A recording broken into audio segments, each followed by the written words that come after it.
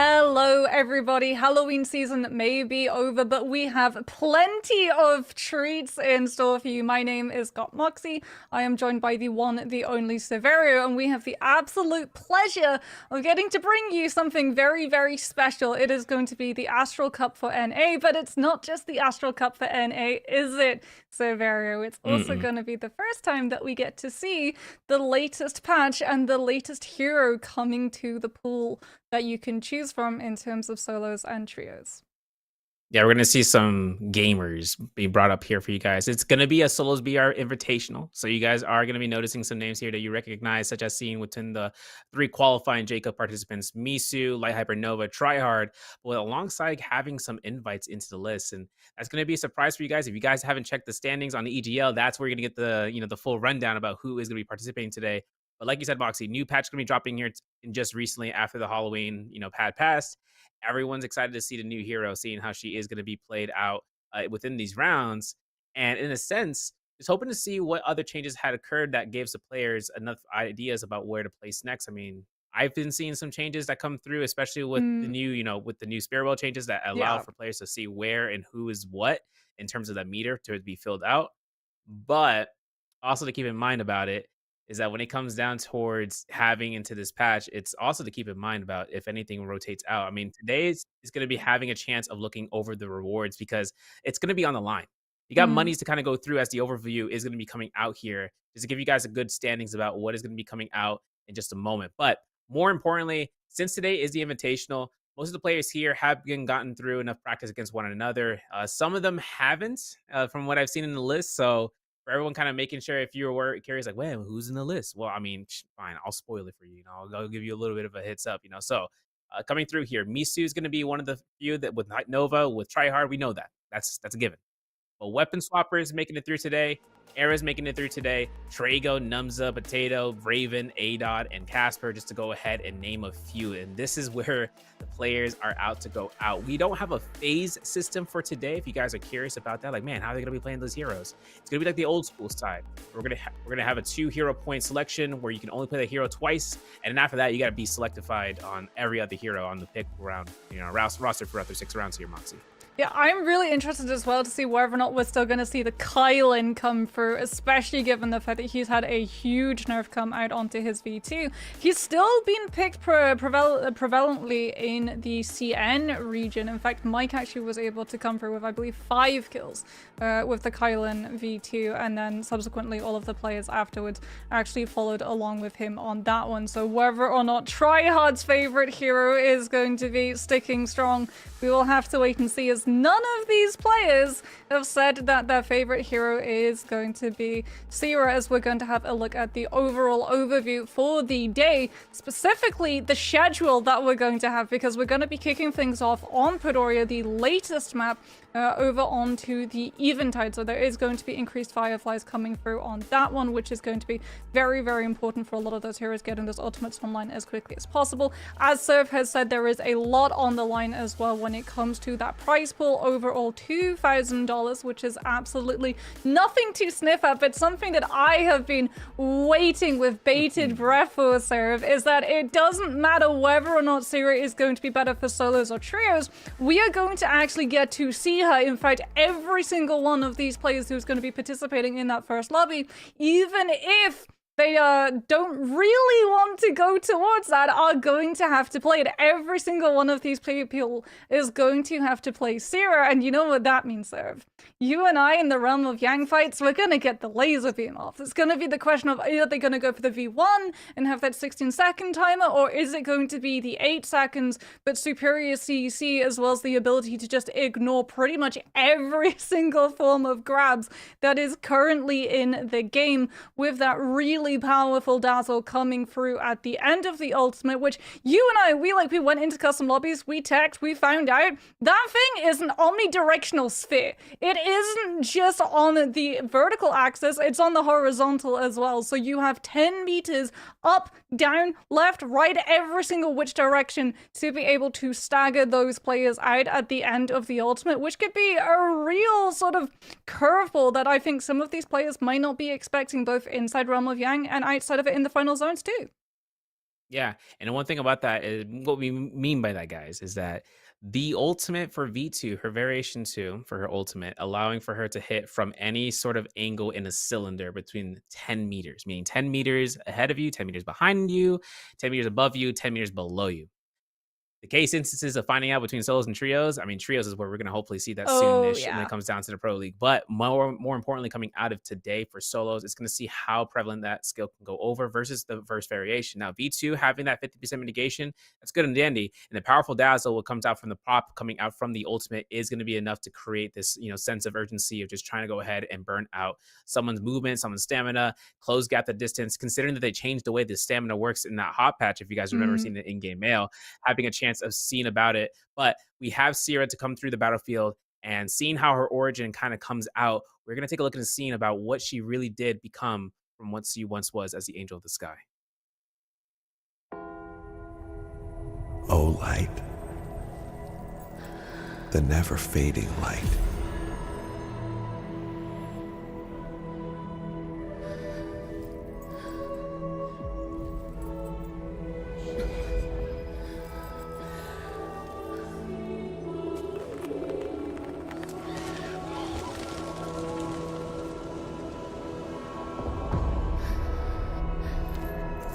The gloriously radiant light, the darkness piercing light.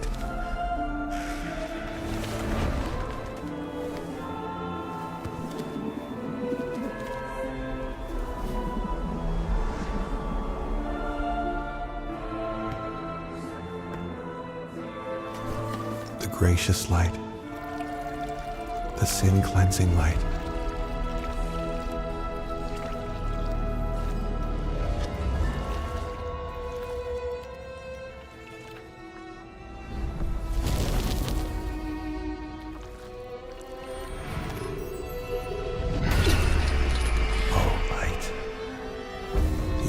Praising light.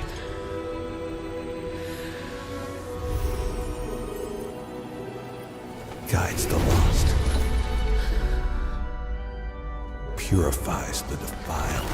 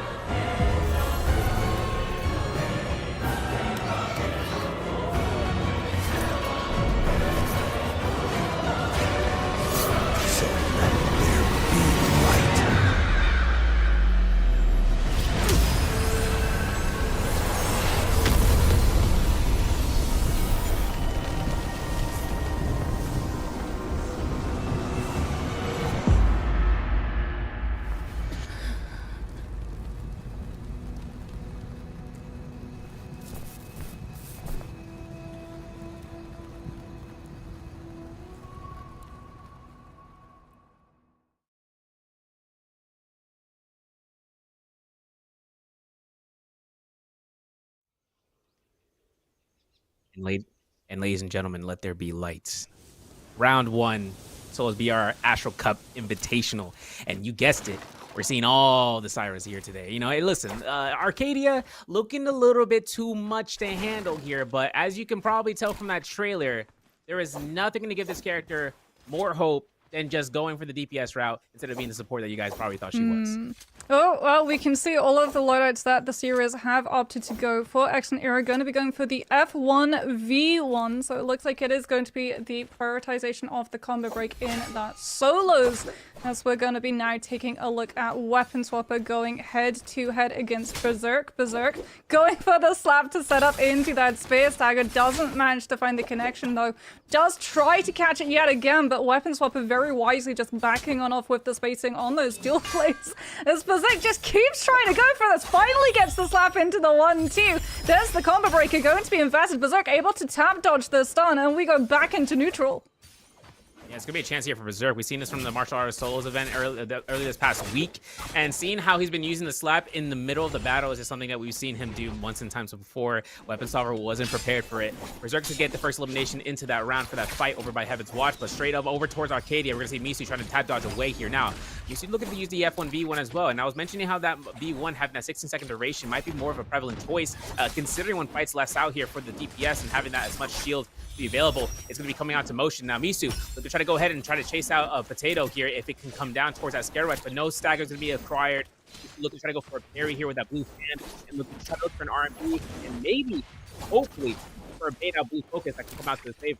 Yeah, Misu with the grapple now, trying to come through with the light one too, is going to be getting a lot of damage taken off of his armor from that. Hangs and still goes for the charged RMB on that fan. Will be able to find it unpunished. Going to be investing the F1 to back on off of the spacing.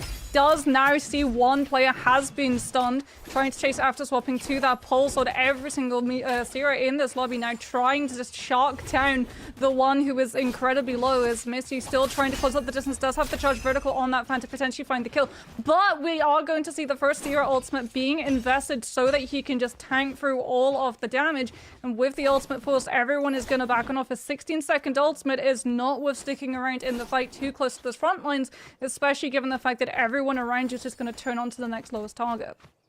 Yeah, we've been seeing these players be choosing between different abilities, F1 and just like Casper right here with the F2. We even saw that earlier from Berserk being able to capitalize onto using it as a heal back when he was in stuck position against Weapon Swapper. Now, Casper has a chance to just look into the invasion here. Meanwhile, we're looking at Hypernova, making sure he can try to look for his kiting through here. Has me V1 F1 as well. Halberd's blue armor in standby finds Raven, who does have displace, who's charging RMB, releasing it. Now, the F1 comes out here as a combo breaker just to go ahead and a testament, just breaking off from this point. Hypernova finds a re-engagement against Raven, goes for that 1, 2, 3, release those and going for the jump element to try to go off that target listing, but there's Raven proccing his ultimate V1, which means he can go ahead and spam heal and keep himself aloof and just going ahead and spacing out. Now, of course, taking the chances of using that ultimate for the heal orb for the right click or the vertical button for you guys on controller, that is going to give yourself 120 healing, so giving Raven himself enough time to proc the ult for the heal and backing off, it's going to be his best value here, just so he doesn't get aggressed upon when his ultimate ends. Yeah, Hypernova is definitely still going to be trying to chase down onto him, though. He knows that Raven's ultimate is going to be removed. He's still got his V1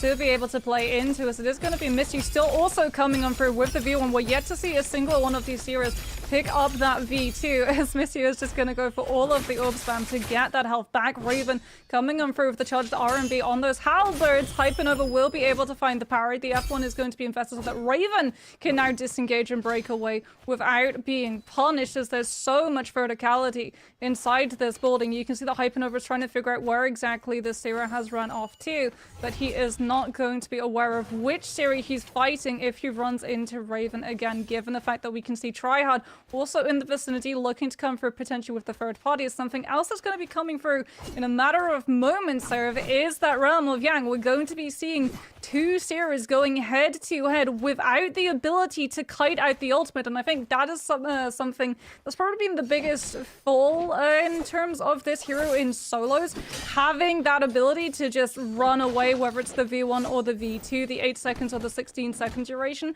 With the lack of movement that she has in that ultimate, it's very easy to just full disengage in the open world. Not so much in the Realm of Yang, so I think she's gonna be somewhat of a monster in the Realm of Yang fight, as opposed to when you see the ultimate come out and you just kite out, as we can see. Tiziario is going to be utilizing that F1 to space out and go for a full reset before either of these two players looks for the full commitment. Yeah, it's his, aka I think A-Dog coming through here and being fighting out a Weapon Swapper over by the Sungaze Cove. But we're going to see Trago going ahead and on his offensive positioning as Berserk. Now Berserk looking to try to go ahead and kite out with a pole sword, will space away. And while Trago has the opportunity of using his ultimate, he is not using it to go ahead and reset. He is going to space away as fast as possible. Realm of Yang pass isn't going to be enough time for him to look for that full reset. Goes for a Scare Rush and try to hit some neutral hit, but that RMB from the pole sword has been charged up. Berserk is ready to go ahead for it. Goes for another Scare Rush, goes for a clean. Trago forcing his hands against his target here. Close quarters position for that Dazzle if he can get it. He's going to get a heal off in proximity of that explosion for 100 for the combo breaker. Now, as a heads up, between F1 and F2, Combo Breaker gives you 100 healing if you're within range, as well as dazzling your target, but allowing for the duration of the F2 is going to give you 300 healing as a proclamation for that. So, if you guys decide upon using either which ultimate or either which skill, I should say, and having the opportunity of just seeing about which best fits your, your playstyle, it also keeps to note that F2 is a hold goal focus, similar to how you can see charged up from Atari or even for Zipping, where you're able to hold it down. Even old Valda F2, if you guys remember that pre-patch where she combined her skills, that's something to keep in mind about where you can play style against Cyra. If if you find it comfortable, or even to try to see a benefit of just seeing how she works out in your mode of preference. Yeah, speaking about modes though, we're probably going to see the F2 in trios, not so much in solos, given it's not a full combo breaker, it is only a soft. As it is going to be all of these series going for the F1 that we've seen for the most part. Trago didn't manage to get a hold of that Realm of Yang pass, is going to invest the F1 to back on off, sees another series coming on through, potentially putting more pressure on, as we're going to be seeing Berserk now coming under a little bit of challenge. There are going to be the series starting to enter into the Realm of Yang. Trago is still not going to be one of them just yet, trying to just buy the space that he can with these horizontal LMBs from that longsword. But Excellent Era with the halberds is trying to just keep on top of him and play into that pocket. He's going to invest the F1 to back on off, and Trago is gonna try and actually catch his disengagement as he comes around that door frame. But this is the moment that you and I have been waiting for. Tryhard with that cannon is gonna put enough pressure onto the opposing series to try and force her away from that pillar. It is going to be dual blades getting parried out of Tryhard's hands into the charged vertical follow-up from that spear. We are gonna see Tryhard trying to just break away from the LMB on that spear before putting himself onto that pillar to find the skill rush. Goes for the overhold on the RMB, doesn't manage to find it, gets interrupted by the early release coming in through from that spear. Has to utilize the combo breaker, still putting himself onto that pillar, still holding on to this ultimate as long as he possibly can. The 1-2 is going to be avoided from his opponent with the F1 coming through as both of them go for that ultimate. Will we see either of them being able to actually land one of these daggers to come through, as Tryhard playing behind those pillars is going to be able to heal back on up for a little bit, putting pressure now onto the opposing Cyra, trying to make sure that she doesn't get to just sit full reset behind that pillar as the ultimate has worn out and we go back into neutral. And this means that the cannon gets to come through and have the last word. All of that AoE damage coming on out as Casper now with the pole sword for swapping on over to that fan, looking to just kite out misused duration of the ultimate with these skill rushes from the pillar. It is pretty easy to just dodge away from a lot of these hits unless the opposing Cyra can find that first stagger, and it is going to be the full ultimate duration waited on out, and we go right back into neutral. Great sword versus fan. Yeah, gonna make a chance here for the R&B release. Hopefully to see Misu looking for the R&Bs and looking for a scare rush for some quick stone form force prog. Now Casper, dash LMB as many times as he can. We're looking at 2 seconds on the clock, and that might be a match fate right here between both of these targets. Yeah, one hit, so close to death. But Misu survives, and that's gonna be a double of Realm of Yang depletion position. Now Berserk utilizing F2 here, as we can see, getting Hypernova in the spot, forcing ultimate, giving a little bit more opportunity. Just go ahead for the sustain game.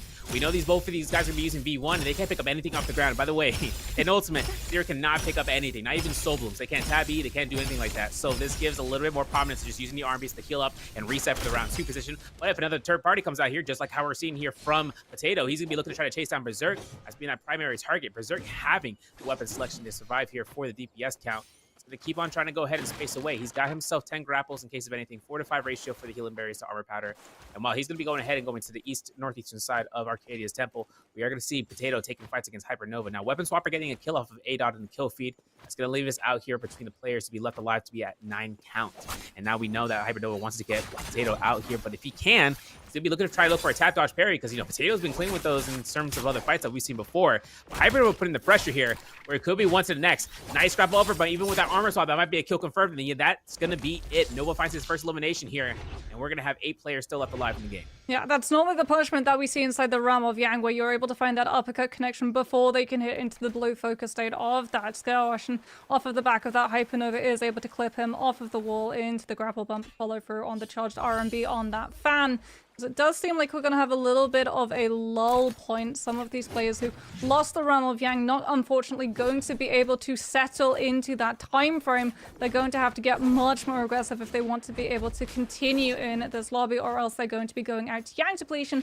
And with Cyra being a technical support, even though her heal numbers isn't all that impressive compared to something like a Karumi or a Zip with that continuous tick heal, she is still able to make these fights last much longer, not just with the heal numbers that she's able to provide, but also the amount of distance that the backstep on that F1 can actually provide, just in the way that we were seeing Hypernova utilize the F1 to go from the low ground onto the high. Tryhard now is going to be trying to find this opening with those dual blades. Hypernova, forced into that ultimate, is going to go for the charged RMB spam to fully put himself back up to health.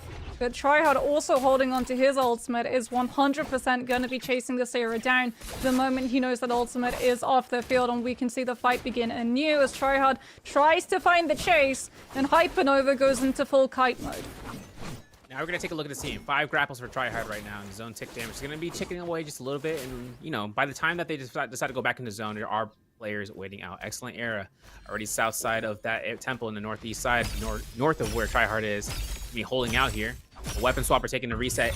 Hopefully not taking a fight here very soon against Casper. Now this is going to be a Romy Yang portal that's not going to be obtained by weapon swapper. He's going to be going ahead and avoiding Casper as the chase is still going down. Casper actually proccing out the F2. Now, in order for that dazzle to go ahead into effect for F2, you have to have that full duration pop. You cannot early pop it unless you're looking for that main benefit of the heal. And for now, weapon swapper just going zigzag motion in the ravine towards his Mercury Lake. Now he gets caught. And this could be a horizontal release, and he's looking to try to go to connect, but he keeps on kiting away. He's just going ahead and trying to create space between his opponents. If anyone else is going to be chasing down, Excellent Era is definitely going to be on the marks for that. Whereas Misu has Romy Yang portal for his own sake. Yeah, Misu is going to be prioritizing that Realm of Yang and the buff that it provides, as we're going to see Tryhard with the Yang pass just waiting it out. Is going to come through with that ultimate, the V1, putting in to that laser. Still goes for the R&B now. If he wants to find the stun, he has to put an orb down before lasering it with the follow-up LMB. But it does look like he's just utilizing that V1 to hold the space for as long as possible, waiting out for that Yang portal to be open before he can go in again without having to worry about Mistyu chasing him off. And because he had that Yang pass, but he's able to get his ultimate back immediately upon entrance, he's going to be going up against Berserk. Berserk, the only Cyra that we've seen with the F2 so far. Will Tryhard be expecting it? He's going to try and just come through with that Cavalry Bloom, looking to put the pressure onto this opposing Cyra, who comes through with the RMB on that pulse. So Tryhard with the counter grapple goes into the 1-2. There's the F2 activation. Tryhard immediately going to see that come through. Kites away before the stun can actually find the hit onto him. Will be able to put enough pressure to force the ultimate, as Berserk under pressure has to go for the RMB orb spam. And we're going to be seeing Tryhard doing the exact same thing. Both of these series utilizing those orbs to heal themselves fully back up before trying to come through with a more aggressive laser. And you can see Tryhard with the legendary weapon scaling just has the upper hand against Berserk, who's coming through with that purple scale. As we can see, Berserk losing all of his armor, has to come through with that F to try and back away. Tryhard is going to utilize his own F to try and push the Cyra behind that hill so he can swap over to that cannon and utilize that AoE, as we can hear the slap come out. But it's not going to be enough. Tryhard will be able to walk away with the win, as in the second Realm of Yang, we've still got both Cyra ultimates in full swing. Yeah, and now the combo breaker is back up for Hypernova, looking for those musket shots for the 1-2 against Era, but Era's going to be going ahead and taking the reset here. Purple halberds on Era, while blue fan onto Nova. Looking for those musket shots, he ain't hitting none of them. But he is going to be going ahead for the chase. Chase coming out here for the 1-2s, making looking for the whole check here. Goes for the tap dodge and investing his combo breaker. No dazzle strike onto Excellent Era. As quick as that proximity was, it's going to be a quick grapple bump, blue focus, hooked wings release, very risky. And as Era burns his combo breaker, we got to look towards Nova. What's his plan here? 25 seconds on the clock. We're going to get one pot berry to go off. But Nova finds a parry within the air, and a jump LMB just like that gets his elimination number 2 on the board, and finding himself gold armor, gold weapon, and maybe a Jada choice that he can just utilize. And with Tryhard getting White Tiger's prowess, picking up another gold weapon in his arsenal, but also getting that gold armor instead into this fight in the overall. Yeah, it's so important for Cyra that you do manage to get those weapon upgrades, because just like any other hero in terms of like that transformational who has a different ultimate that changes that weapon pattern, it scales off of the rarity that you have. So it starts out with 55 damage per tick on the laser with a gray, and then it goes to 66 with a blue, 77 with a purple, and then wouldn't you believe it, 88 with a legendary, and I'm guessing 99 with the extreme red longsword. As we're going to be seeing Hypernova now coming on through with that White Tiger's prowess and that legendary scaled ultimate, looking to put the pressure onto these two other Cyras in the area.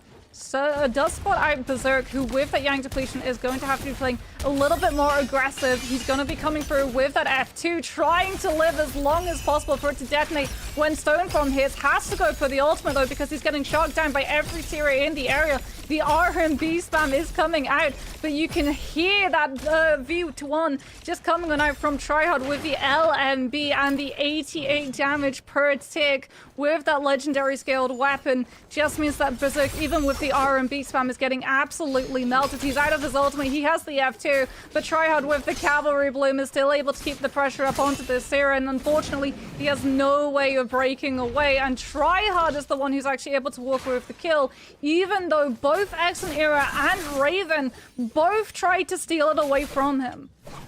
Yeah, you know, it's kind of tough for seeing Berserk using the F2 in the sense that he's popping and trying to go for that dazzle. He's got to wait that full duration, but that costs him in terms of that position, so we'll have to see if he's going to be able to go ahead. The Silator on him is going to be double picking here, but we see Tryhard getting a Kabloom grapple bump against Era, has 5 eliminations. That's why Tiger's Prow is getting rocked out here. Hypernova and Raven are just on the standby here. 3 players still left alive, and Heaven's Watch is going to be where our final battleground might ensue towards this region. Now, of course, Raven taking out himself. Displays purple armor. He's looking to try to keep himself safety netted onto the right structure in Heaven's Watch, while Tryhard takes the main rooftop. But as Era is going to be going ahead and going down through here, Hypernova is not going to be going ahead and going without a fight. Look, shop's going to be available. 75,000 Darktide coins given towards Tryhard there.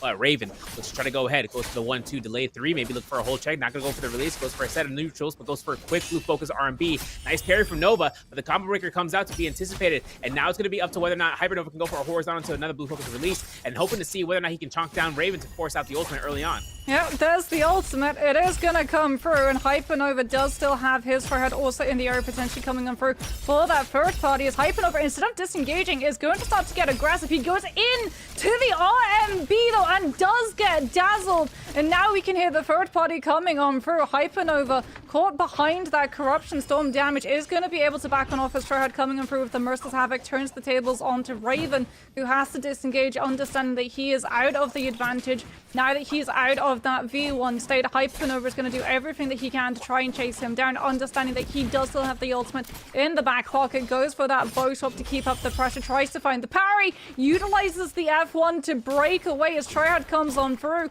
for the Vulture attempt onto getting that kill onto Raven, who is incredibly low, does not have any of his armor left, might be able to find an armor swap inside this building, but Tryhard now is the one looking to chase him down, utilizing those cannon shots to put the pressure onto him, trying to utilize the Rupture Gale to get through the AoE of those floorboards and connects onto the low health Cyra above his head. Raven has been able to break noise, it looks like, might have been able to go for a reset, and that is really crucial. Unfortunately for him, he's sort of stuck in this, as they're the only 3 players left in this lobby already, Serve. This lobby has been moving incredibly quickly. We only have Hypernova, Tryhard, and Raven left. 2 of these Cyras know that one of them has used this V1. The question is, has Raven successfully been able to costume swap? Have they been able to figure out which of these Cyras is currently without their ultimate? Yeah, and then looking at towards whether or not the combo breaker has been used too, right? And we see that coming both from Raven and from Hypernova just then. So now it gives Tryhard an emotion of just knowing that none of them are going to be safe unless it comes down towards that position of a coin flip. Is that one going to have an ultimate, or is the other one going through? Now Nova's going to be going ahead, distancing himself away from the Heaven's Watch. Going to keep himself into the high ground towards the new zone, as it's going to be collapsing here in 30 seconds.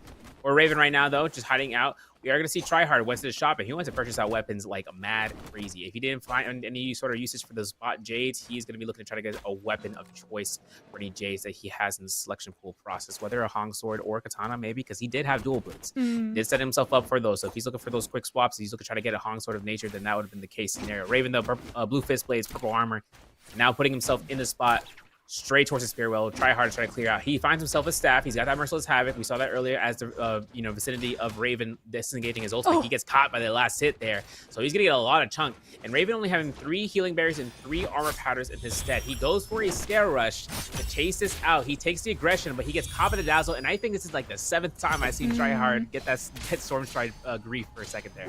Yeah, Raven now looks for the parry, doesn't find it. Tryhard holding down the space is able to grab that Spirit Well, so Raven immediately going to reposition away, trying to find the spacing to get this armor back without having to burn that ultimate. Scale rushing further and further away from where he knows Tryhard is going to be trying to track him down. It is White Tigers, it's not Mystic Might, so Tryhard is not going to have the information of where Raven has run off to. And we might see now a little bit of a lull in terms of this aggression coming through from these players, so because I don't think anyone really wants to make the first move and burn their ultimate and potentially paint a target on their backs for the two other Cyras currently still in this lobby, as Tryhard has been able to get his hands on a crafting hammer from one of those dealers, turning that legendary spear into a legendary staff to utilize this merciless havoc and the soul jade to just try and put more pressure on these players. If they're a little bit too close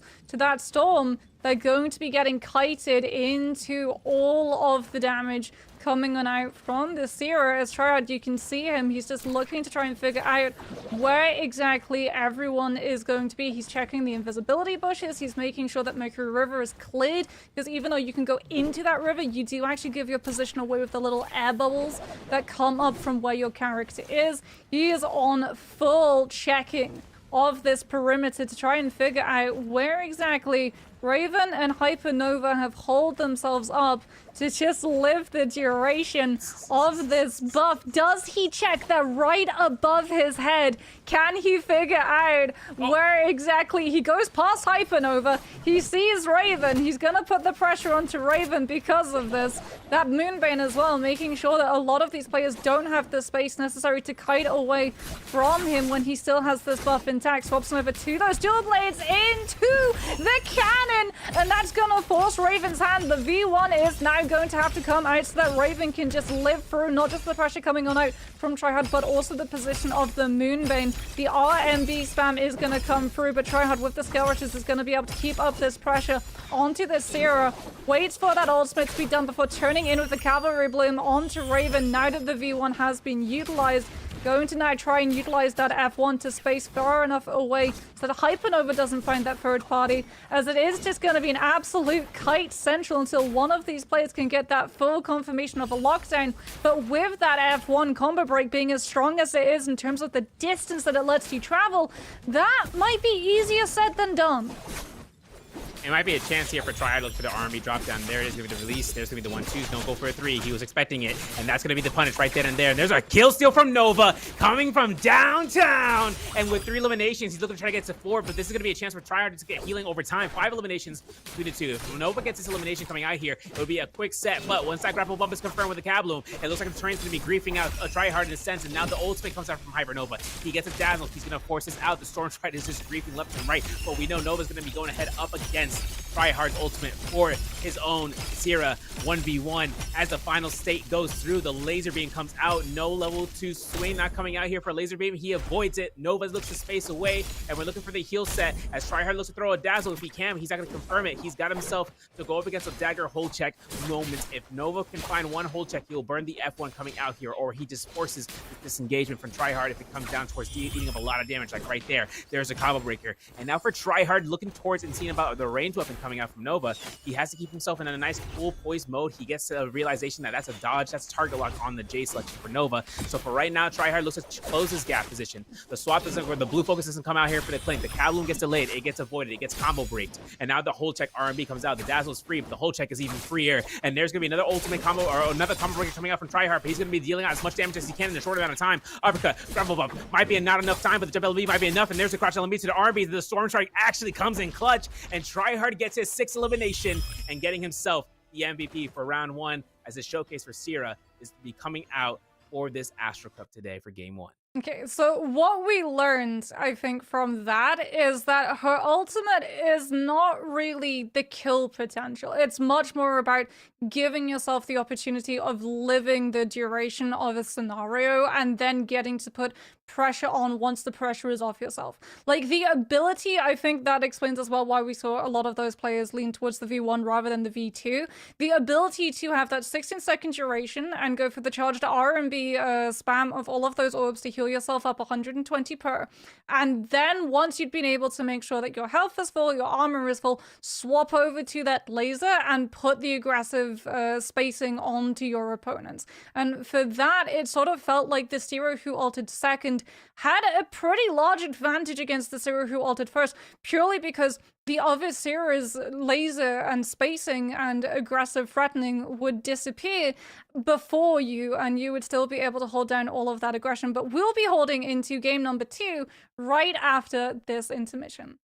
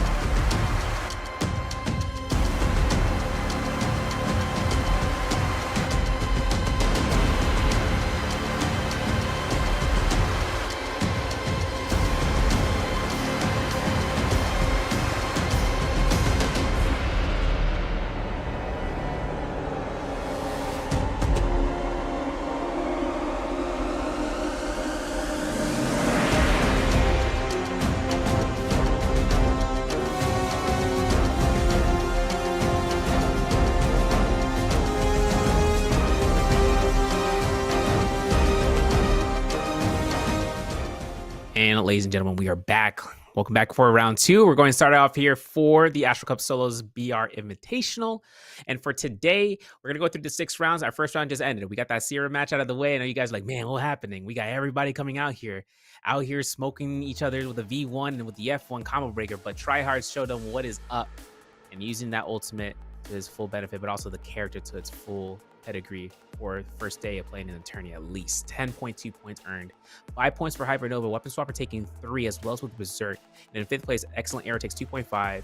Misu takes 1.5 for 6. Raven takes 1.5 as well. Potato taking out 0.5 replacement. Casper taking 0.5 as well. Trago, Numza, and Tizoyo, aka Adod.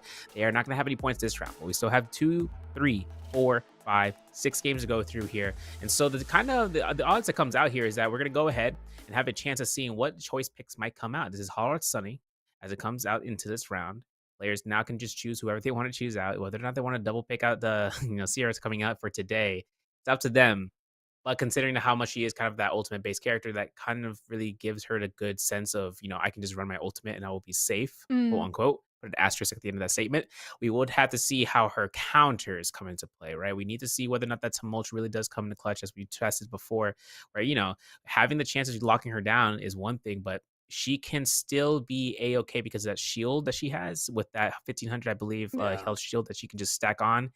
And you have to burn through that in solos. And it's not a fun time trying to go through that massive amount of shields. Like going through Vault Shield, except this time having a chance of getting caught into CC at any which point. Yeah, I mean, Cyra, I wouldn't even say Temmie is her counter because, like, as you and we both discovered when we were just sort of like labbing all of the unique hero interactions, you can use the beam and R&B spam to actually navigate through the Temmie wind wall without getting staggered and stunned. Plus, if you're just sitting in your V2, the Wisp doesn't actually affect you. So there's not a lot of CC that can actually affect you. You can't get Acus grabbed. You can't get staggered. You can't get frozen by Justina with either the V1 or the V2. Kylin can't dash and sort of upend where you're ending up into. So I think she definitely has a lot of power, but more in trios as opposed to solos, where you have a hyper burst character to be able to take advantage of the window that she gives you. As we talked about, it is going to be Holoroth, it is going to be Sunny, and it is going to be the no double picks of Cyra so far that we're going to be following. As Tryhard on this Hardy has been able to pick himself up a longsword. Unfortunately, he hasn't been able to start utilizing it until just now. Gets that parry, but doesn't have the armor to have the confidence of keeping himself in this fight. So is going to put himself onto the rooftops, grapple on over, trying to find a couple more troves to rifle through before he actually tries to take any of these fights that he wants to put himself permanently into. As Numza has been able to find himself armor, but unfortunately he is lacking a little bit of that health. Will be able to get a blue armor reset. Goes for the overhold into the charged R&B on that staff, trying to catch on to his pursuer before scale rushing onto the top of the building, making himself a little bit quieter in terms of where he ended up to go for that Vitalia reset. Will be able to get 1, make that 2 before he's going to be potentially interrupted as he's trying to figure out where exactly everyone has run off to. Is heading back in. We're going to see Triad has been able to pick up the grey armor, is currently in between a fight against a Hardy and a Valda. The Hardy already going to be utilizing that combo breaker, and that is going to set a target onto Excellent Era's back. The problem for Tryhard is that unfortunately it's Celestra. So it's Celestra 2.0. This is Holoroth Celestra plumed, and the navigation and scale rush potential is just too strong. He can't chase down the other Hardy. Yep. Yeah, it makes a whole lot of difference too that he also has a dagger, so he could just keep that quick scale rush action going and try hard, just like, all right, I'm just gonna just space out and find out who else is fighting, because that's the case. Blue fist blades in hand, gold troves yet to be unlooted. Take a look to see if he gets himself an upgraded armor. Not gonna be the case, so he keeps on kiting around. He's gonna probably hear fights happening around him regardless, but now he has dual blades. Balda has returned to the fray, and as that fight might ensue, Misu's gonna be going up against what seems to be weapon swapper over by the move hall pass. Now this is gonna be a hook wings release, but the F2 Mutari comes out here. There's gonna be the horizontal release, but the ultimate has already been ready, and Misu looks towards using his F2 to get that stagger for free. Goes for it again and again. He gets the elimination. He gets the kill. This is going to be 1 elimination on the board for Misu, but another set of fights were happening. Trago actually getting elimination here by Potato. And now back towards Tryhard against Hypernova. Now, dash LMB, 1-2, can't get any jump LMB priority because of that little bit of the terrain with the fence line. So now it comes down to Scare Rush to close this gap. He finds that jump LMB position for the kicks. Might be looking for a jump LMB again, but no chance for him to get out of this alive if Hypernova finds an involvement of using his ultimate as a Valda, but it comes at that cost. Now, Tryhard finds a heal, and as that reset comes out, he goes right back in here like nothing ever happened. Oh, we've got the tap dodges to set into stage the next hit of that focus, but the Vada is going to invest the F2 to break away from this fight, and Tryhard now, without that opportunity, is going to back on off to get a little bit of armor back onto the Grey that he's been able to pick up, as we're going to be seeing another Valda Berserk getting caught into the F2. And try to go for the follow-up of the charged R&B from that fan. The V2 now is also going to come through the fan just to scale rush closer to Berserk to get into position to go for the spear. Will be able to find it into the charged R&B. The Hardy going to try and break away from the fight with the ultimate as the Vada looks to pursue. Almost landed the mid-air spear. Will not be able to have the opportunity to throw. Oh, will be able to have the opportunity to throw the third one in. Massive spacing coming on through. Finds the connection onto the Hardy mid-ultimate as well, but does not have the ultimate, as well as note that there's another player in the area potentially looking for the third party who's going to turn onto this Valda now that that V2 has been invested, and you can see all of that power, all of that aggression has been turned onto the Valdo, who is going to be utilizing that fan to just try and scale rush away. Has to be careful that you don't go into the trap clip on that wall. Will be able to avoid it as Berserk tries to come through with the chase down. Hardy will invest that combo breaker to break away from the fight as we go into the neutral. Valdo still holding on to that F2, looking to find the connection with the uppercut to cancel out the scale rush, but the Hardy had already been one step ahead and put himself onto the rooftop earlier so that he wasn't in position to get trapped out by that. As we hear the overhold come through, the Vada with the charge vertical will be able to find the hit. The slap comes out from the Hardy as Berserk has been able to kite out long enough for that combo breaker to come back into play, but now he's low health, no armor, getting potentially chased down by Raven, who's also putting the pressure onto the Vada and gives the Hardy the opportunity to space away and go for a full reset, as now all of the pressure is on this Vada, who's 70% to that ultimate, trying to utilize any form of stamina to get close enough to the cliff to scale rush away. And we go back into watching Tryhard with these fist blades, looking to find the fight against Casper.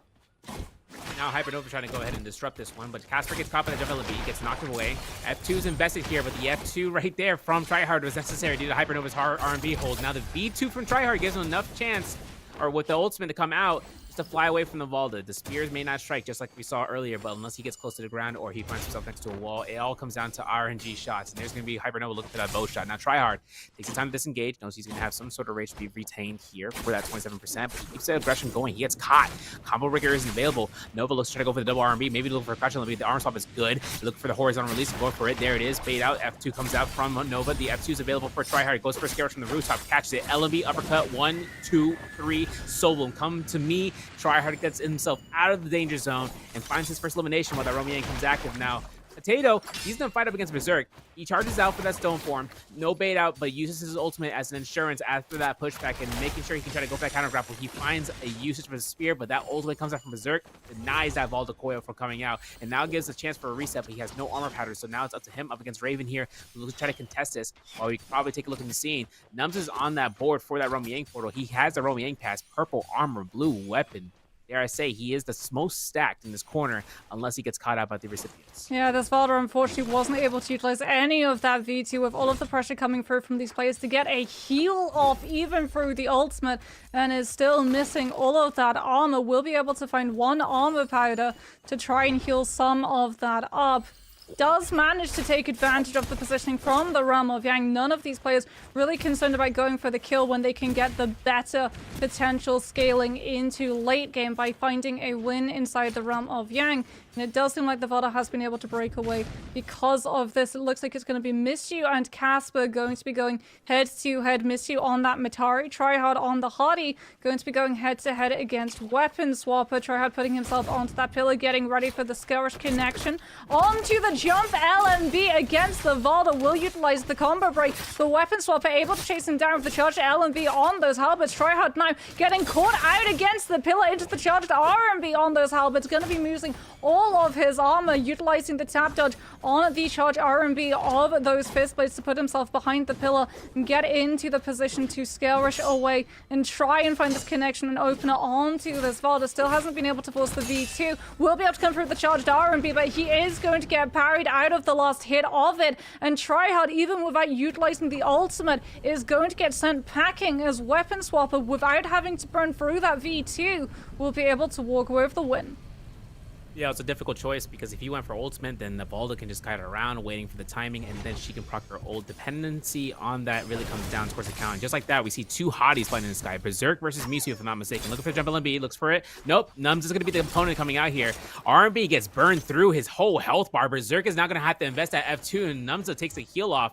There's not going to be a ranged weapon in any hands for Berserk right now. He's looking up against himself with two melees, the Nunnies and the Fan, and gets himself to look for a heal for a bait up. And there's the Scare Rush. There's from Stagger, looks for the burnout for the F2. Doesn't come out from Nunza. He does not go for it. And now the Scare Rush comes out in the midair. There's going to be the combo breaker being utilized. The Army Fan comes out. The Scare Rush is not going to be close enough for that pulse sword, but he's looking for a bow shot. Nunza gets one, he gets two, but that heal off comes out. He gets three, and he's looking for a Scare Rush here if he can for one strike. And there's 10 seconds on the clock. F2 still available. Finding that Stagger. There's a stone form. The shot comes out. One hit wonder, and we're looking for that bow shot. But one R&B release comes out from Berserk, and Nunza goes down. I think Berserk is second elimination, purple armor, and a buff with a gold weapon of choice. What a clutch. For sure that could have been a timeout.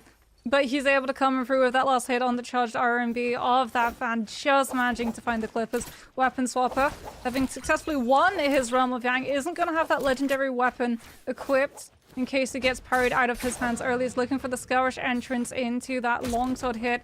Will be able to try and find some form of this damage. Has to be careful though, because Matab has so many layers of terrain that is very easy if you don't, if you murder goggle down on some of those players, to not expect the charged R&B drop down of something like a pole sword or a hang sword. And you can see Weapon Swapper being very careful to make sure that he's checking every single one of these layers to figure out whether or not there is a player looking to grief him out of some of these kills that he can potentially find before he swaps over to that pole sword to have that massive chunk of damage from the skill rush of entry into these fights. So try hard, 2.5 minutes left, still plenty of time to find himself a soul bloom to cleanse this Yang depletion.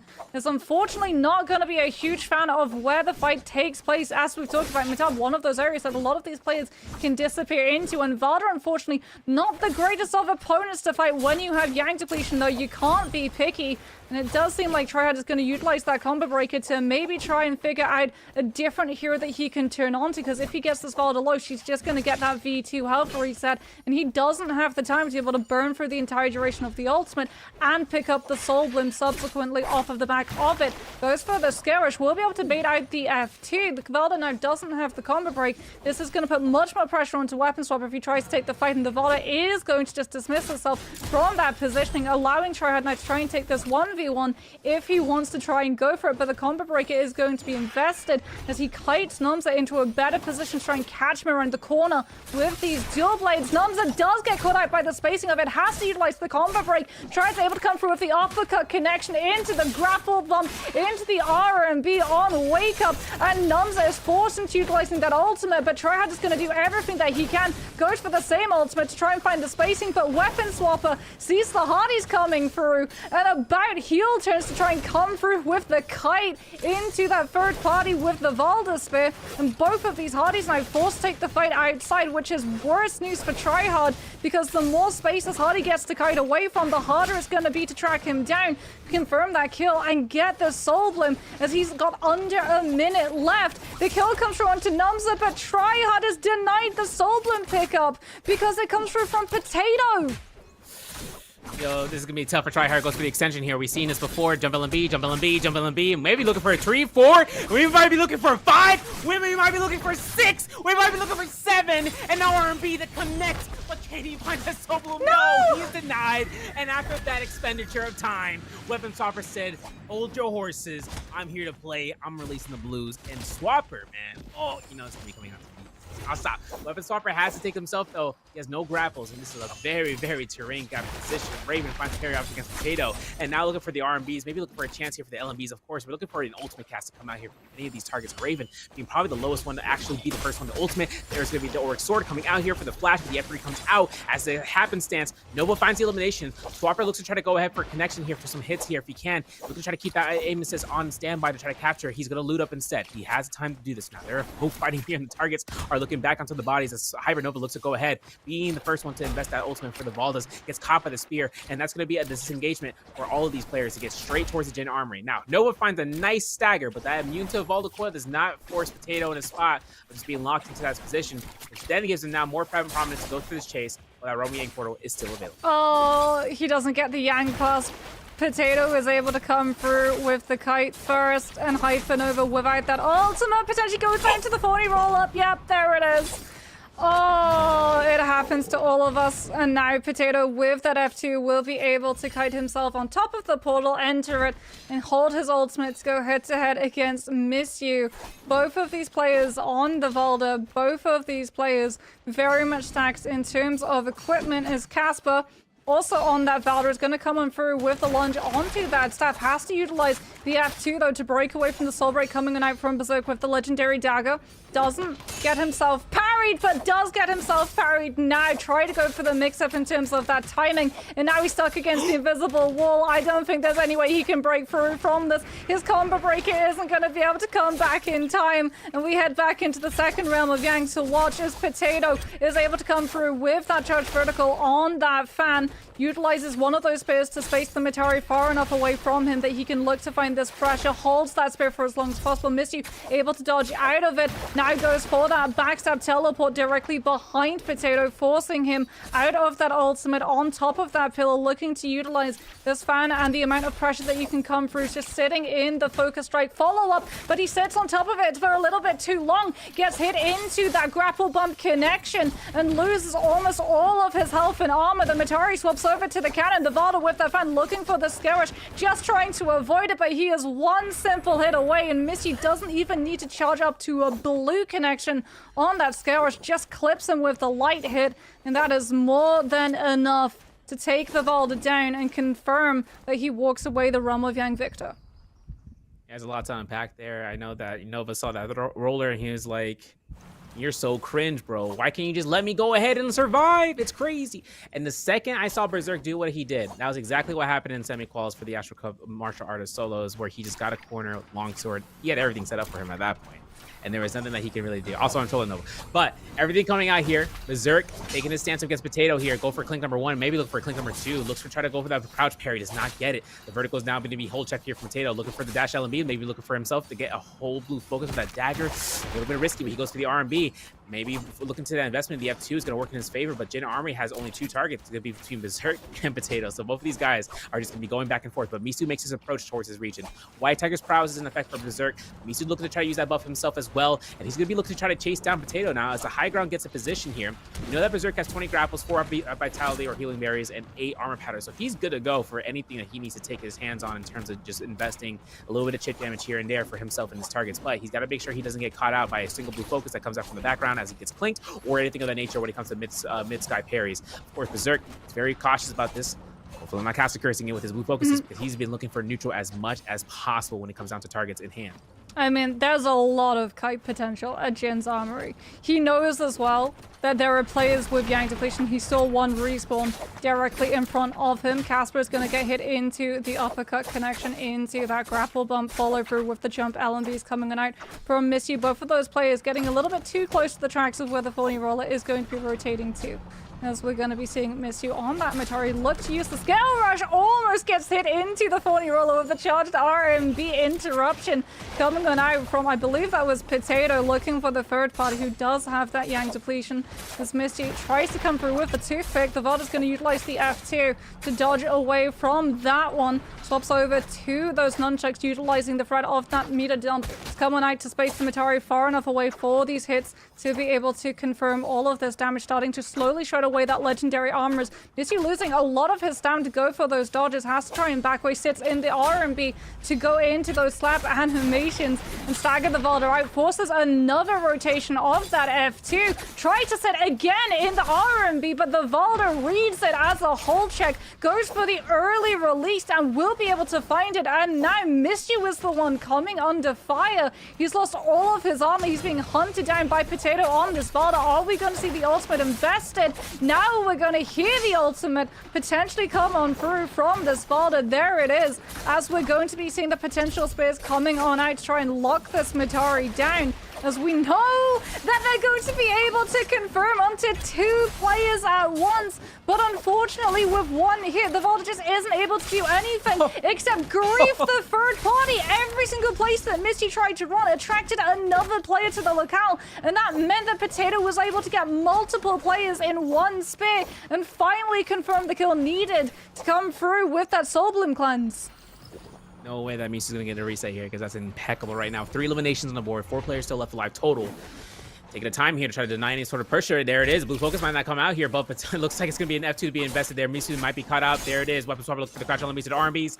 Now forcing Misu into the position, just kiting around. Now the Scale Rush gets himself near to the urn, but he's got to back away. Jin Armory is not a safe place anymore. The zone is closing in, and for Misu, his biggest objective right now, survive. 3 eliminations for Berserk as well, and trying to look for that multiplier for first place. Grapple comes out here. Berserk gets to try to go ahead and anticipate where that F2 from Star is going to go out, and he sees it's going to be out into the zone. The Thorny Roller counts it, knows it, notices it, goes ahead straight towards the position of Weapon Swapper to get that closed gap position. Now he needs to look towards an RMB focus, maybe looking to try to look for a neutral, maybe even looking for a clink, just to try to force that pressure. But Potato find a kill against Misu in the background.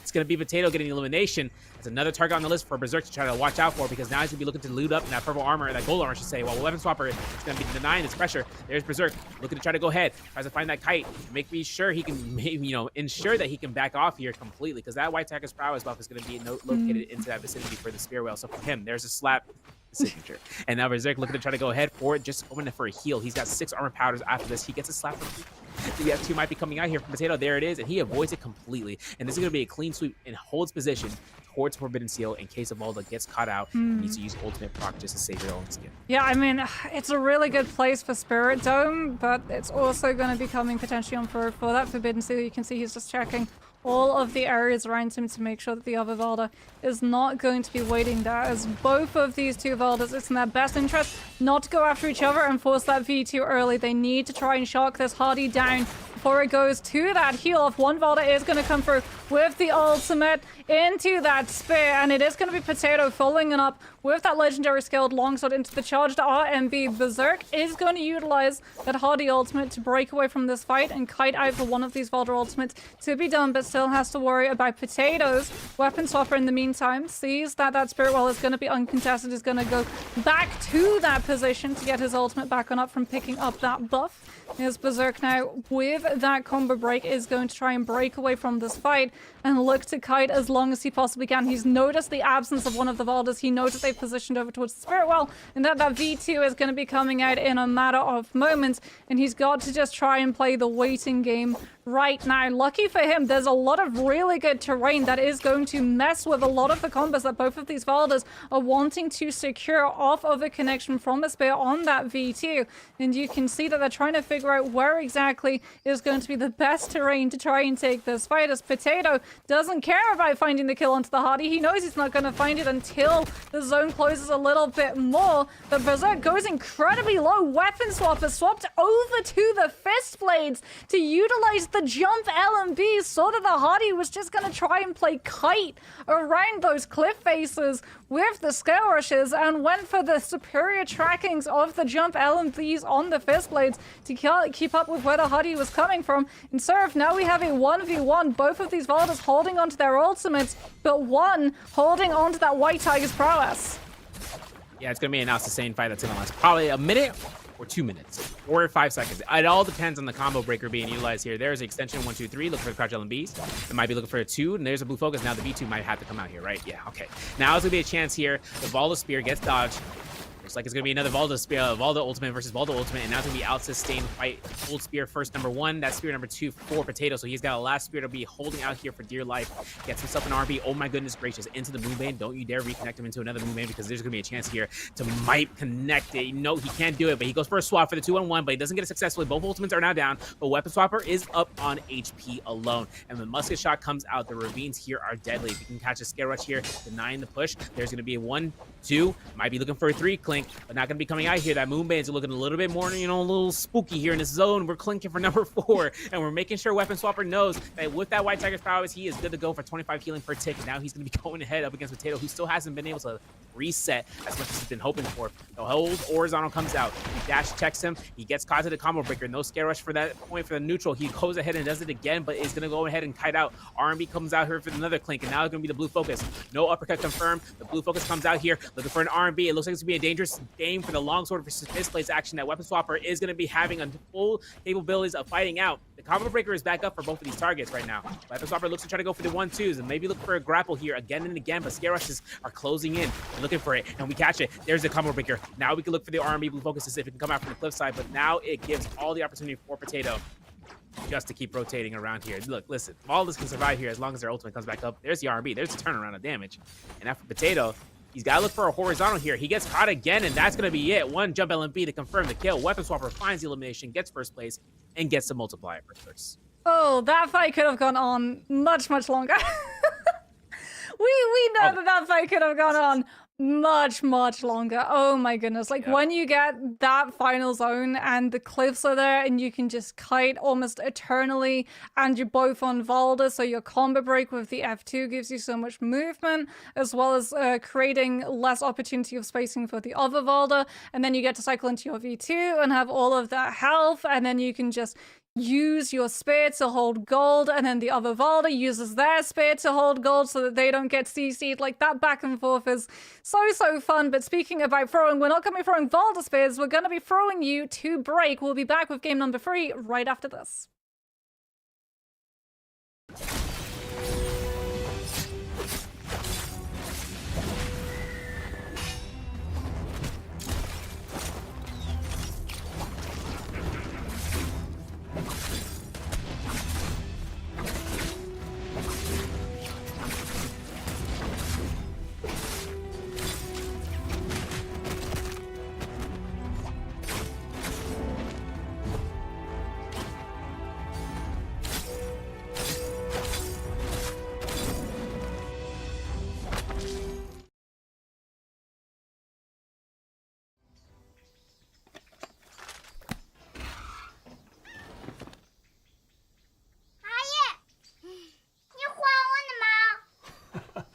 多大的事嘛！等着，阿姨给你重新找一只来。这只猫比阿姨年纪还大。这看起来一点都不像只猫。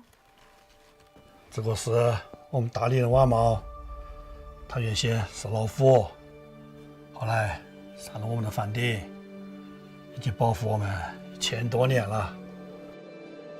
生在这里的阿宇早就跑遍了大理，可惜到今天才听着瓦猫的故事。没有，我家没有。张大爹家、小胖子家没有，没有，也没有。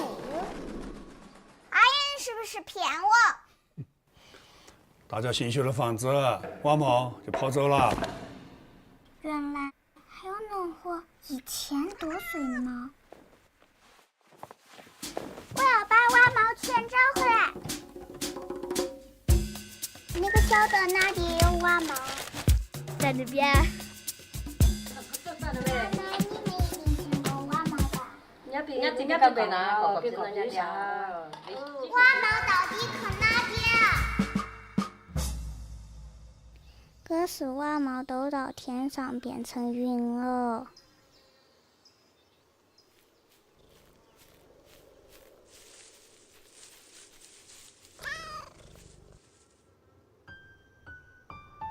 布布，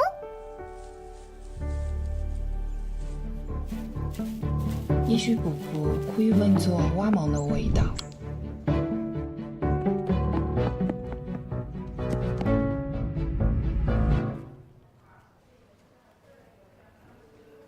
小娃娃不要像毛线线那鬼鬼祟祟那个。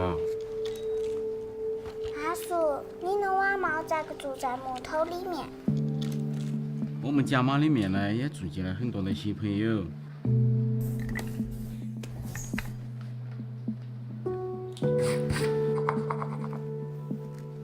迟早就说给你了，你拿着找瓦猫看。哎，布布。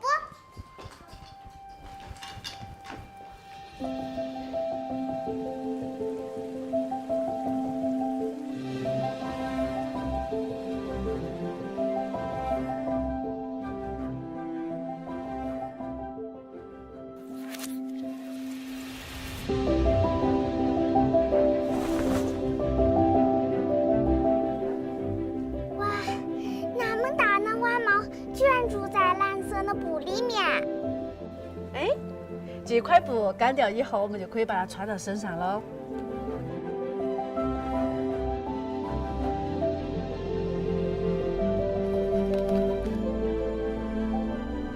步步的脚步丝毫没有要停下来按意思。这个是做什么？这个是刺绣来做法，你们想要什么图啊，娘娘都可以帮你们绣嘎。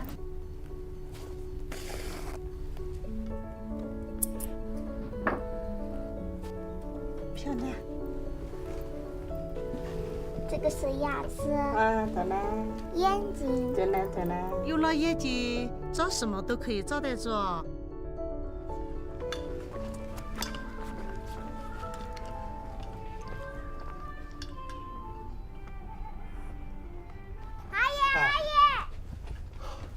找你半天了。找到很多娃嘛。涵涵，你找回来这些东西都是大林的宝藏。娃妈为了保护好它们，所以就留在了不同的地方哦。阿姨，我这个娃猫也能保护大家可是？是呢。瓦帽不再只是屋脊上的守护者，民族图腾也从来没有消失，只是在千年的日升月落中走进了每个人的心里。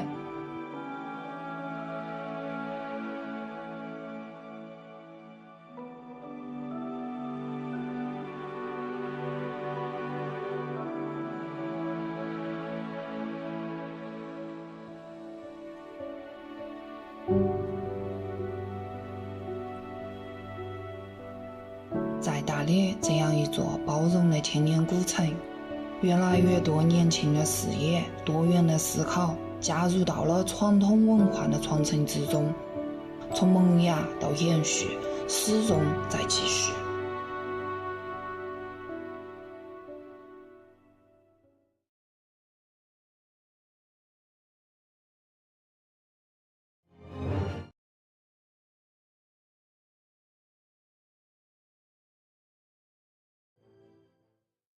Hello, everybody, and welcome back to the Naraka Blade Point Astral Cup. It's NA time zone, it's NA players and Severia. It's game number 3. We've been treated to a Cyra showcase on Padoria. We got absolutely spellbound by an 8 reset jump LMB Skywalk coming from Tryhard. And now we're going to get to see what exactly Morris Isle Midday has in store for us as we jet off to game number 3.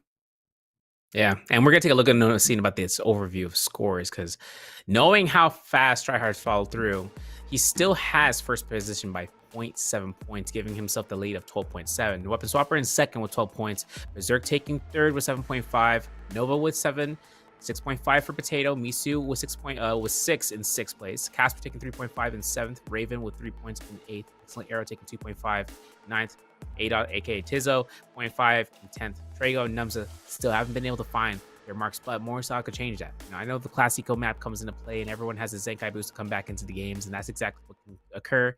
We saw what happened last round. We saw some, sparks and pizzazz, like fireworks coming out outside of the door, like, huh? And everything kind of comes out here where players are seeing an 8-hit combo midair, then Nova gets hit by a roller, and everyone's like, whoa, I'm losing my mind. And Evolve the endgame circle means that we are here for a lifetime, for an eternity for sustain. And that's exactly what came through in round 2. If you guys haven't checked it out, make sure you guys check through, because these matches happen live, but we're still going to be here on that replay if you guys look at the Naraka Esports channel, because it comes down to the brass tacks and looking at these guys and saying, man, how do I play like that? How did he do that? How are we going to do this? So this is where you guys can take a look and chance to see about NA's players and playing it out. But tomorrow, if you guys don't know, it's going to be the solos. I know some players are looking for that, but we got 4 more rounds to go. We got Morrisal next. And then we're back into going ahead and having nighttime maps for the majority of fights. And then, of course, having a chance of seeing about that. That's where I want to see whether or not we're going to see a double pick Cyra. But I doubt it. Players like to choose their comfortable picks. I'm okay with seeing a Justina here and there because, Akos is going to be coming into the play. Temmie's going to be obviously going to be coming through. And if you guys don't know, we are not in the phase pick system with that 6-round phase, if you're familiar with it with the MBPL. It's more so about just utilizing the War of Attrition, meaning that you can only use a hero twice at most. After that, you got to be selectified on each and every other hero at least once. That's where you have to be able to go ahead and play that out. But start off here, round 3. into the Astral Cup NA Solos BR Invitational. Yep, and the first hero that we're going to get to follow is Valda, which is very fitting, as it is going to be Tizo going head-to-head. Noms are now on the Liam as well, going to be going head-to-head, but losing his greatsword to that parry. He is on Liam, so he will be able to retain that weapon up against Hypernova, who is going to be on his comfort pick of that Justina into the grapple bump. RMB follow through. Noms are going incredibly low, goes for the overhold. Hypernova looking for that jump parry, won't be able to find it. Manages though to push the Liam into that stone form long enough for the last hit to come through, as he is going to be able to confirm that kill and grab all of the loot around the temple side of Celestra. 83% to that first ultimate, as well as Casper on the other side of the bridge on Celestra. On that Matari, he's going to be looking to loot him up before putting himself onto those rooftops and try and chase down onto Missu on this Hardy, utilizing the F to try and find that close gap onto that close-up spacing. But now he gets put up against the wall with the staff. The swap comes out from Missu, and Casper has to break away, lost all of his armor, puts himself directly back into that hallway looking for an armor reset. If anything that he can find, will be able to pick up some of those shield pots to get a little bit of sustain back. His Trago on the Matari with that ultimate is going to be breaking away from the Valda, looking to try and lock him down, coming on through from Weapon Swapper. Yeah, over by towards Zest Winery, but back towards Celestra. Ravine fight coming out between Casper and Tryhard. Now the Fist Blades comes out here. The pelvic thrust is going to deal a lot of damage for Tryhard to go ahead and back off to the southern end. But there's going to be the grapple. Jump LMB might coming out here, but a Scare Rush will deny it. And now Casper looks to try to go for another Jump LMB, but he gets denied. And another Staff Scare Rush to push him around the Rosie. Carry up 10 comes out. F2 to go through the window. Stays inside the building. Now Casper gets chased out here. Misu looking to try to go for the Sacker. Looks for the lowest health target, knowing it is that Akros. And he makes his rotation here. Very nicely put to try to see about whether or not he can go ahead and flank out. But it looks like Hypernova is already on the winning streak of just trying to chase down Tryhard. Excellent arrow gets a kill off of Berserk and a kill feed here. We're going to see Weapon Swapper get a kill against Trago and Zest Winery. Trago goes down completely for the count here for this round. Now Weapon Swapper gets a kill going through at number 2. He's got Haman armor, and he is going to be looking towards the chest to try to pick up some supplies here. Nova finds a fight against Misu, but Misu finds a kill against Tryhard.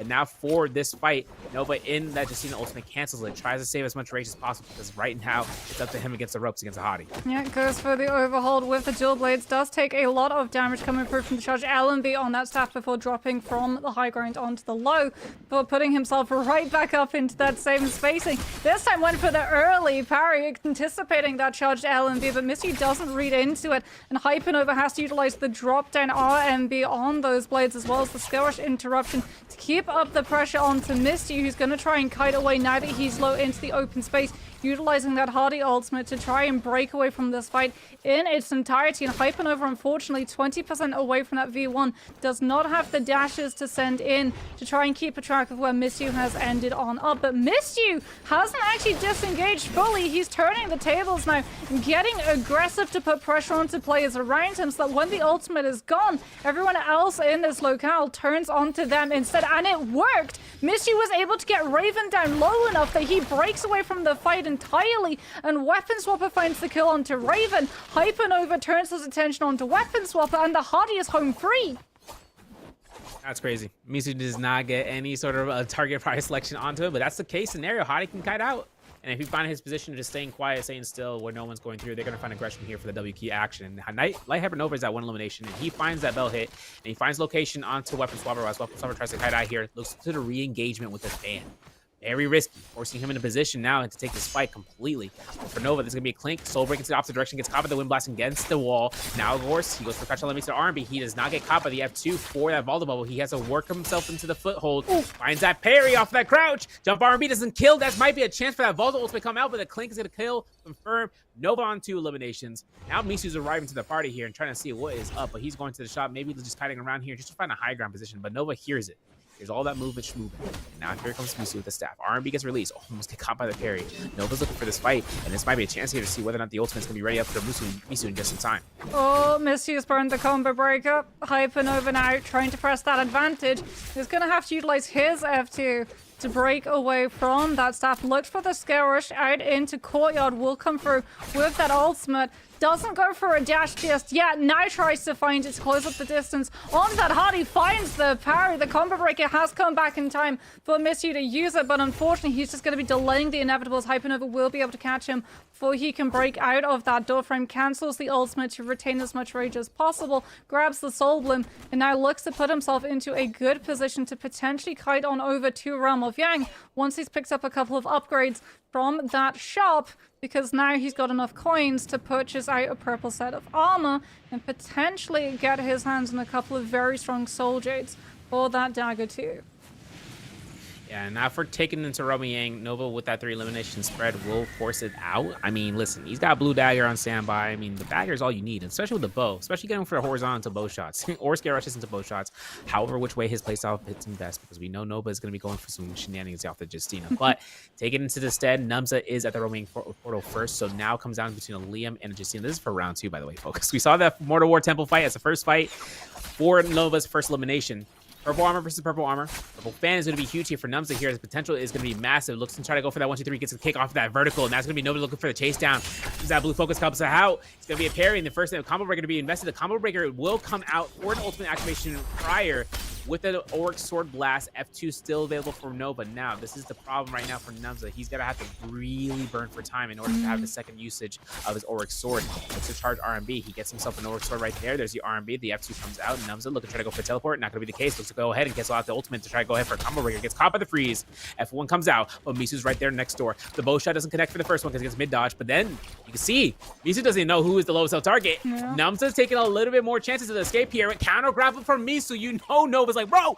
And everything comes down towards the Realm of Yang portal where Misu is going to get priority listing. And I think Numza might get at least 1 or 2 kills off. Hypernova doesn't care about the Realm of Yang. Oh, he wants to just find that target. For Numza. He's going for finding Numza. Him out, bro. But he doesn't know what Numza has gone. We are going to be following along with Berserk on this Matari, trying to come in through with the catch jump LMBs of those fist blades, putting the pressure on to Tizo. He's going to be coming in through with that pole sword, gets parried. Berserk picks it up directly in front of him before coming on through with the F to force the Valdo into utilizing that F2. Berserk does unfortunately get hit into that bubble, into the bump, follow through charge, the RMB on that hang sword, and will be falling as Potato on this Hardy sets up that ultimate to put the pressure onto his mirror. Misty, this is where he ended up, has that ultimate back because he went through that Realm of Yang. Both of these Hardys looking to find the spacing. Unfortunately, Potato losing a lot of that armor because of the burn damage that Misty was able to set up with that triple charge hit.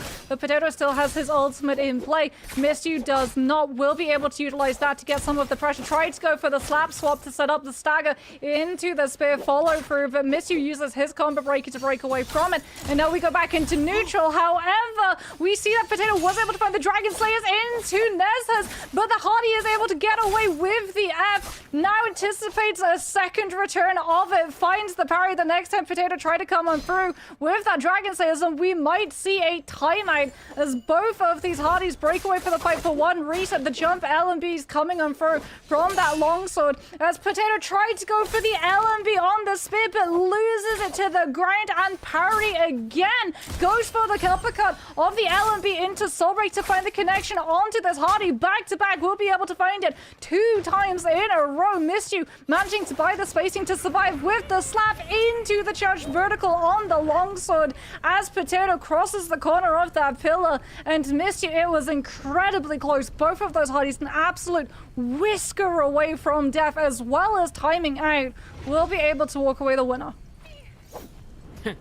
Misu came through, take the weapon, take the win, take the Realm of Yang. To grief the kill for Nova early. That's crazy.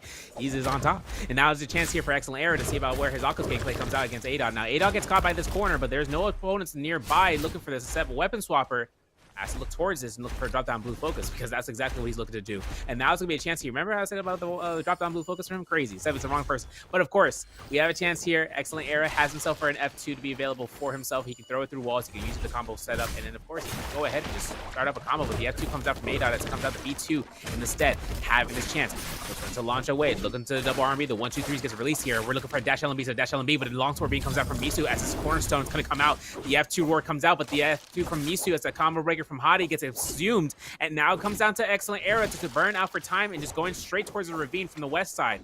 Now for Era going towards the bridge, this is his best chance of escape. He looks toward the bottom floor, switches to Dagger, keeps himself kiting out. Now he's on the eastern side of Celestial to try to bait out and just trying to break ears in terms of his opponent. See, this is where the sound cues come into play if anyone knows exactly where he's going. So he breaks the ears, he goes straight north, he's hiding by the tree line, and he's getting himself a reset, but he's got 90 to 100 seconds left on that clock for himself to get out of Roaming Depletion. So without an ultimate, Era has to really look towards just yoinking, and that snag tech is going to be something really strong for him right now if he can try to go ahead and work for it. But of course, if he looks to exhume it through an F2 usage, he's good to go. Berserk takes himself to the north ravine. Blue armor versus blue weapon. Who's going to take this one out here on top, Moxie? Oh, Era spotted it. He's seen an isolated target. Akos does struggle in multi-way. He really does find his footing in that 1v1.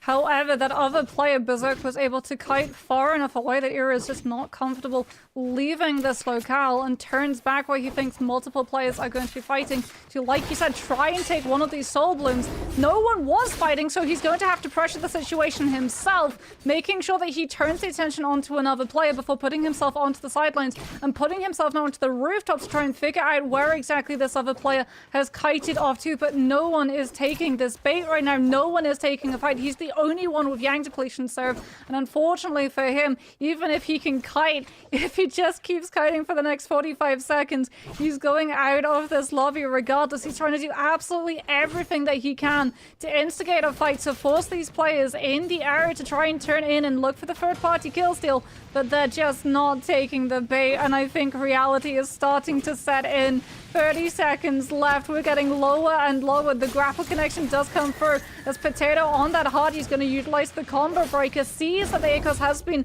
going for a really aggressive play. Understands the desperation of Yang Depletion that this player is currently under and is trying to close up the distance and get a kill before he can time out of this lobby, because if he can just keep up the pressure and get one last hit onto the Akos, he's going to get the kill count, and there it is.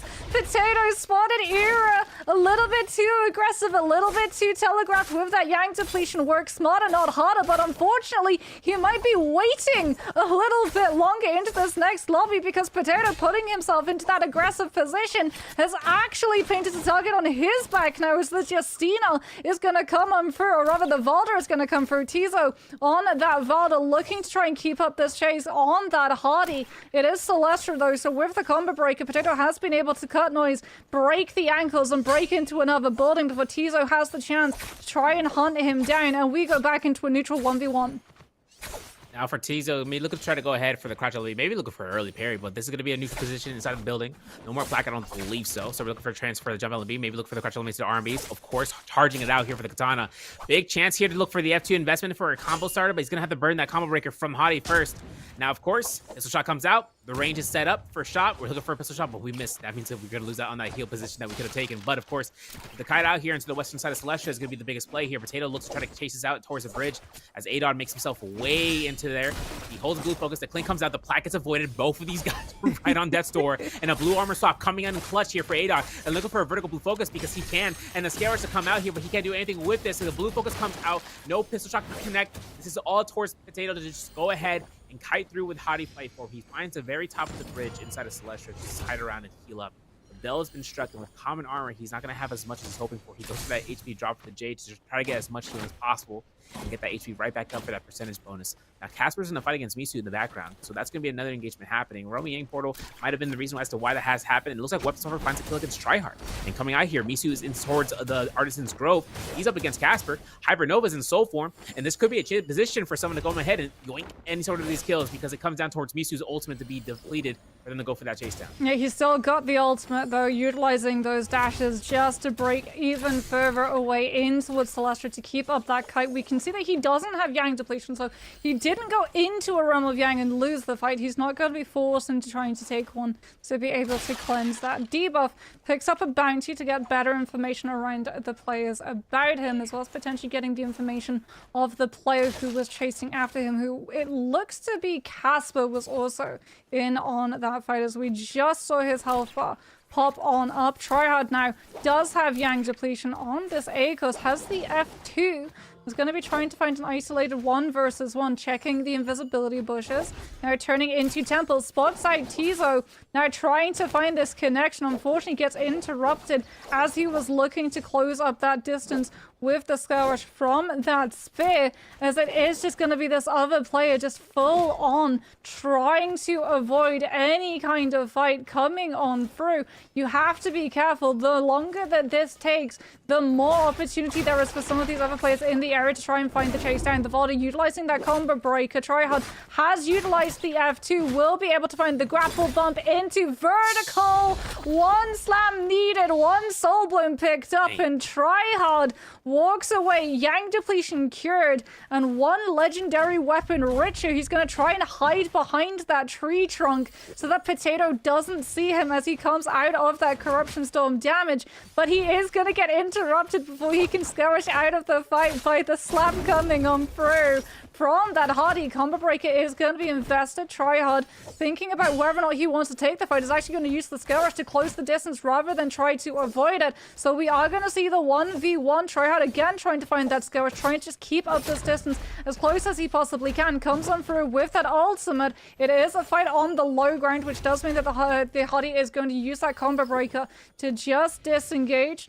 As Tryhard, with just the threat of those grabs, is going to be able to deter the Hardy enough that he gets the full opportunity for a reset. But you can see that Potato is backtracking to figure out, he knows that Tryhard was going to be stuck inside the storm damage, and Tryhard, having cancelled that ultimate out, is going to be without those potential grabs to try and sustain himself through this. He's swapped over to the fan. It's just the blue rarity so he can chain these skirmishes together as quickly as he possibly can, but he gets interrupted before he can find the first one. Potato with the uppercut is going to be able to connect onto Tryhard into the pistol swap to catch him as he tries to skirmish out, and Tryhard goes out of the lobby and Potato finds the kill. This is crazy because, that 1-2-3 moment came through, and it came in clutch.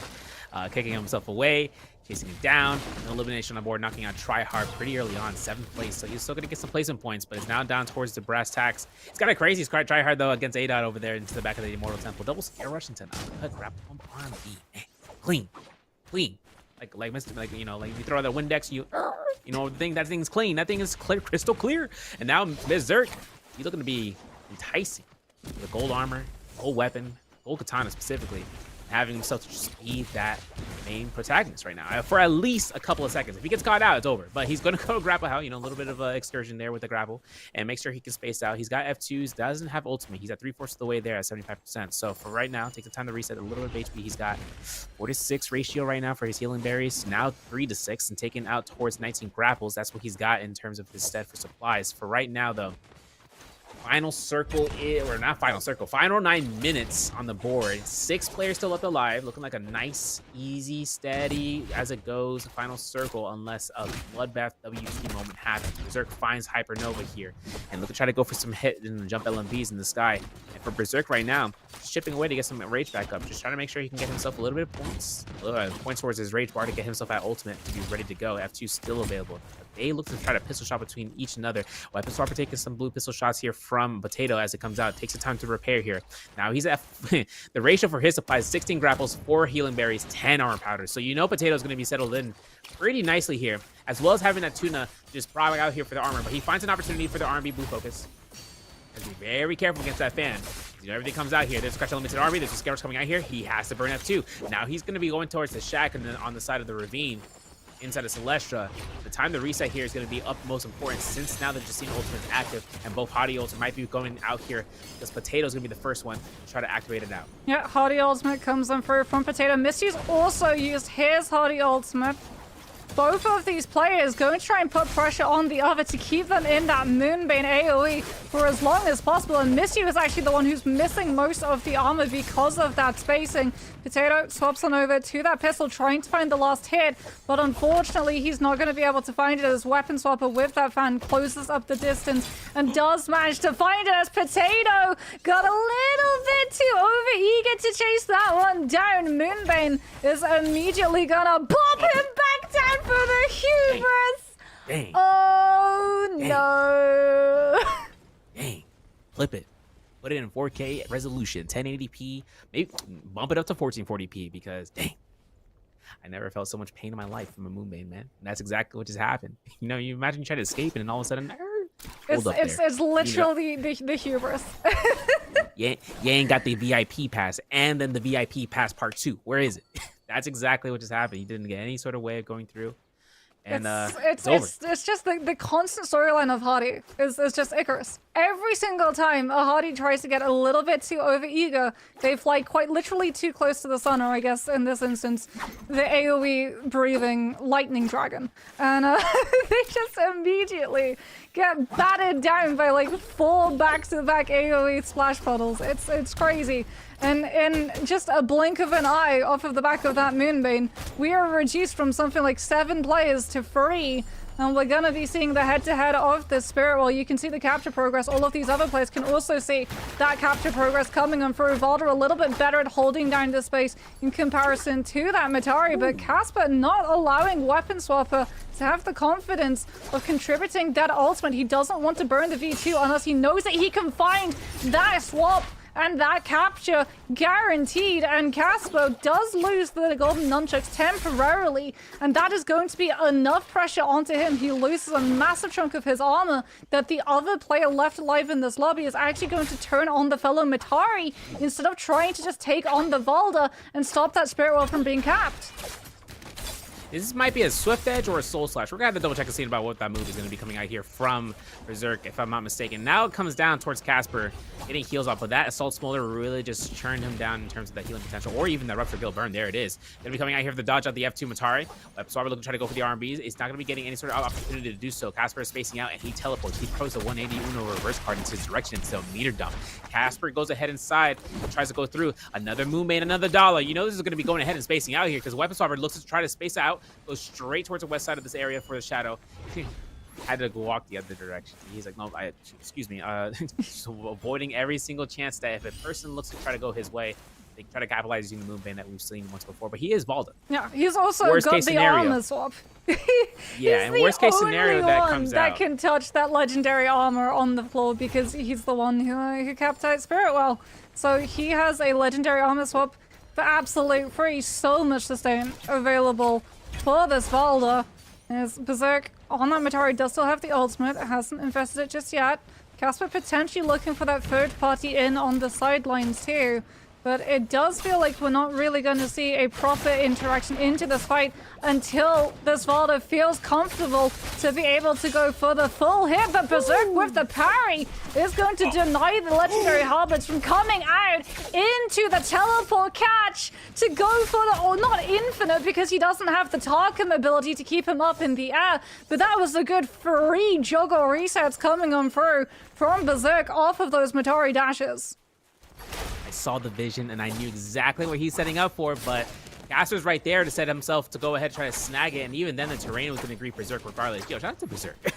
Real quick. But horizontal block extreme might not work in Casper's favor. He's trying to throw out this F2 to try to space out, but he can just hold horizontal right now in case anyone throws a blue focus this way.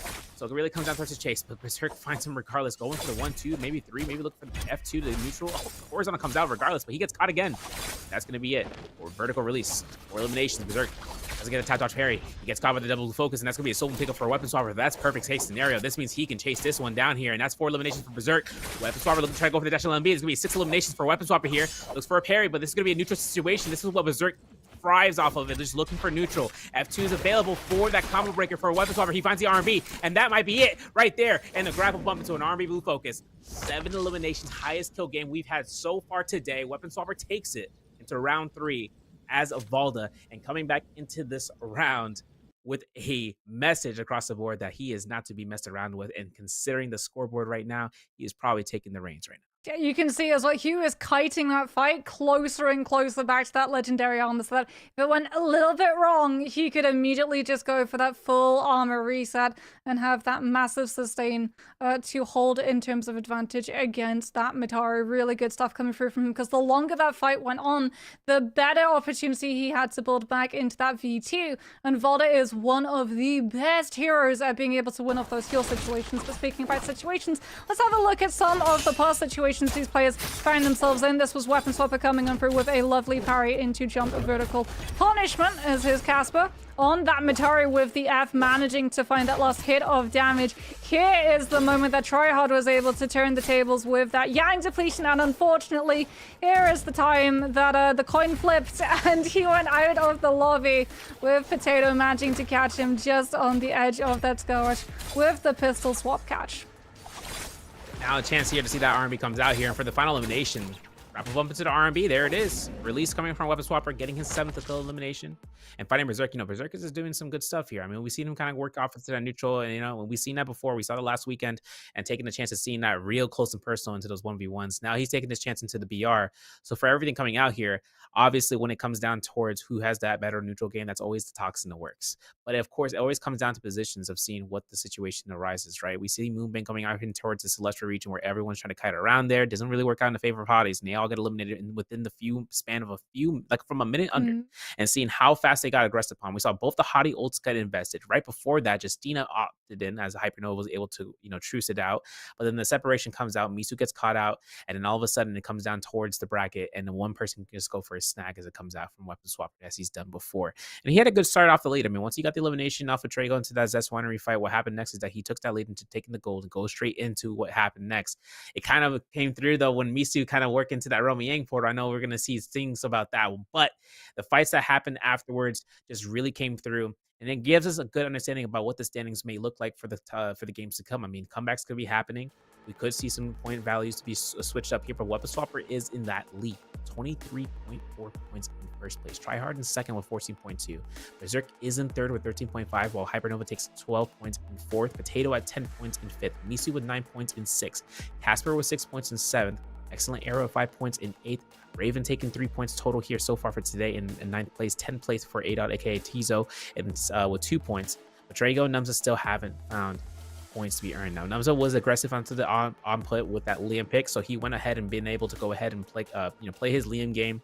There's always an option for him to play that Liam again. I know he's a really good tactile position to go through with that, and just finding himself in there is going to be a chance. But of course, it really comes down to seeing about these off chance picks to be coming through from this point on forth, because we got 2 Firefly maps to come into rotation alongside the Padoria daytime map. So hoping to see whether or not these players are going to be choosing out their comfort picks or they're going to be double picking. Who knows? Because Valda still has that prominence into what we've seen so far today. Yeah, I mean, Valda is looking incredibly strong in solos. Even if you don't manage to land the F2, the spacing that it denies for a lot of these players, as well as if you do manage to land it, the fact that it doesn't get interrupted by the grapple is really big, especially in like the multi-way fights. You would always used to be griefed out in terms of everyone around you would see someone CC'd and they'd either go for a setup for themselves or they would be able to come on through with that grapple, as we are going to be, as you said, getting to head on back over to Padoria, getting to see and hear a couple of slaps coming on through against the nunchucks. I can hear the squeaks coming out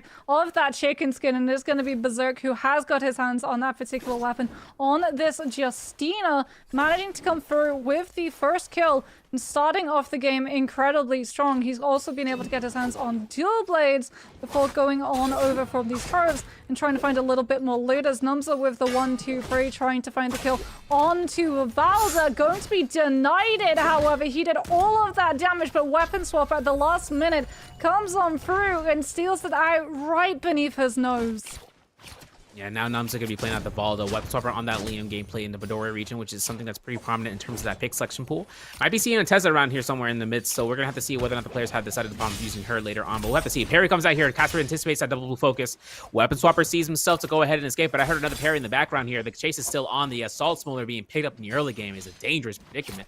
Casper has that, and that's going to be where he can kind of force out. Nice parry, no combo breaker. Can we extend a jump LMB? We go for a side uppercut. It's more confirmed that way, and an R&B release gives him his elimination. Weapon Swapper now leaving Imperial Camp to try to decide upon where going next. Maybe Mandate Courtyard, maybe even into the areas towards Azov Peak, or not Azov Peak, into Skygaze Cove. It really comes down to the decision making from there to get right back into the fight. Because with Numza here, with that blue staff, or blue spear, I should say, with the blue armor, he's ready to go for a chase down against that Liam. Yeah, he's looking for the chase down. He's trying to keep an eye on where Trago has headed off to. So far, we haven't spotted any Tessas.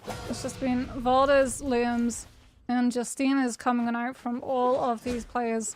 So far, Mitari as well going to be picked up for Potato, looking for this third-party opportunity, potentially doesn't manage to keep himself into the fight as long as he wants because everyone around him is looking to groove if he does go for that extension, as everyone is going to be turning on to Raven on this Valda. The grapple's going to be coming on through as he tries to maneuver himself away without being forced into burning that ultimate out, because that's going to paint himself an even bigger target if these players know that they don't have that ultimate to go for the reset. Forbidden Seal is going to deny him the opportunity of using that V2 to extend into his health, and these two other players are actually going to turn inside onto a Justina as we see Potato looking for that drop down of the charged R&B on those halberds.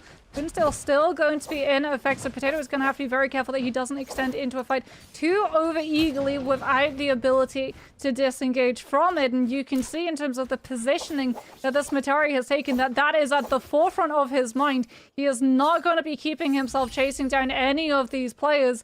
He does not want to be the one turned onto, since Matari does not have access to the same level of combo break in comparison to something like the Valda. Yeah, now for this chance here, Potato takes this opportunity to be on that low ground. Look to try to go for a stagger if he can, just to try to force out a musket shot. But he gets caught into, return to sender. And now he's looking to chase down Raven here as it comes out towards the Valda. Now, both common armors, as an armor pattern to try to look for the reset. He's going to burn one right now. Try to see what the case is for the chase from other opponents, and he looks towards Sword Tomb, and the Sword Tomb has a lot of points here, high interest for that exact, the sword as it comes out, but also a little bit of terrain with the walls, a little bit of piece of rubble that you can just scare rush of, a pebble, really, pretty much, that I like to say when it comes down to scare rushes. And these Eric Gus Coral really have an opportunity to just give you that close gap position, just poising into a spot and just finding somebody out from the top side that tries to hide out. And this gives Numza now an opportunity of switching that point of view. Now, towards into the Skygaze Cove, Numza will chase down Raven, and there are a lot of bells coming through here, but more importantly, taking issuance of taking that Skygaze Cove with the Lava Conductor's protection. If any of the players decide to go ahead and activate that whole side of the Skygaze Cove gets lit up in terms of where those lava pools are that are dried up, and it becomes active, giving the user the infinity towards lava, meaning that they won't get caught by that burn tick that comes out. It's not a burn tick that deducts your healing, it's just a burn tick that eats away at your HP, at your white health completely, for the majority of time, as long as you stay within. But Misu, Purity Chamber. I love Purity Chamber. But we're switching off of Purity Chamber. We're going straight towards Potato, taking a kill off against Excellent Arrow. 3 eliminations, finding a blue armor. Now we're back to Purity Chamber. Love to see it. And Misu takes a chance here, just trying to try to chase out his opponent here. Now Tizo, aka Adon, looks to try to get ahead with that blue focus, gets caught by the parry, but the armor becomes a release. No musket shot confirmed. There are 3 levels to this place. And now it comes down towards Misu, try to take this chase down, as long as it comes down to try to get elimination before that running in. Yeah, there are 2 kinds of players. There's the player that loves Purity Chamber, and there's the player that is so frustrated with this area because they're the ones with Yang depletion trying to just confirm a kill. As it is going to be Misu unable to find that uppercut extension with the activation of that Akos ultimate, will be able to find the freeze of one of those dashes from the V1 into the 1-2 light stagger, whiffs the musket shot follow through, but does not whiff the secondary dash, and will be able to confirm the kill onto that Akos as Casper on that Liam does not have a fight that he's currently taking just yet, is looting to try and pick up some of those grapples before taking this fight up against BWG's Raven on this Valda, who still is holding on to this V2. There's another player also in the area. Numza slowly starting to position away into this area, looking for that third-party opportunity. Raven going to utilize the F2 just to try and keep himself out of this fight for as long as he possibly can, as Casper with the jump LMBs is not going to be able to find the opening hit of Stagger to try and actually kick off this fight, as Raven, just incredibly agile, keeps himself ever so slightly ahead of this Liam with the skirmishes from the Grey Fan that he's swapped on over to, so that he can get the fastest skirmish connection in comparison to that longer length of distance reach that is afforded to this Liam with the staff. Now on the low ground, we're going to see the actual fight. Casper looking for the parry, won't be able to find it. Raven going a little bit low, decides to back on off, but he's been able to reset back into the next iteration of the F2. Now he's going to try and come through with the pressure onto this Liam, and it's actually Casper now who's going to be on the back foot, having to back away, as Raven with that V2 gives himself the extension of health so that all of these other players don't see a vulnerable Valda. They see an over-aggressive Liam and try and turn on to Casper, giving him that timing to just disengage into the center of Imperium. And we talked about being able to break away from fights in Purity Chamber. The center of Imperium has so many extra levels to disappear into. So many levels to it. So many windows to it. And now taking the chances into Roma Yang, there's levels to this. Tryhard versus Misu. Both roles player to come out here. And now it comes down towards a Scare Rush. But for no stagger coming out for the burn F2, Misu will now have to try to resort not to using his ultimate unless it's dire straits or he's looking for the connection here. Because Zipping still has V1. Still has that chance for living out from a Mortal Defiance or a Saving Grace proc.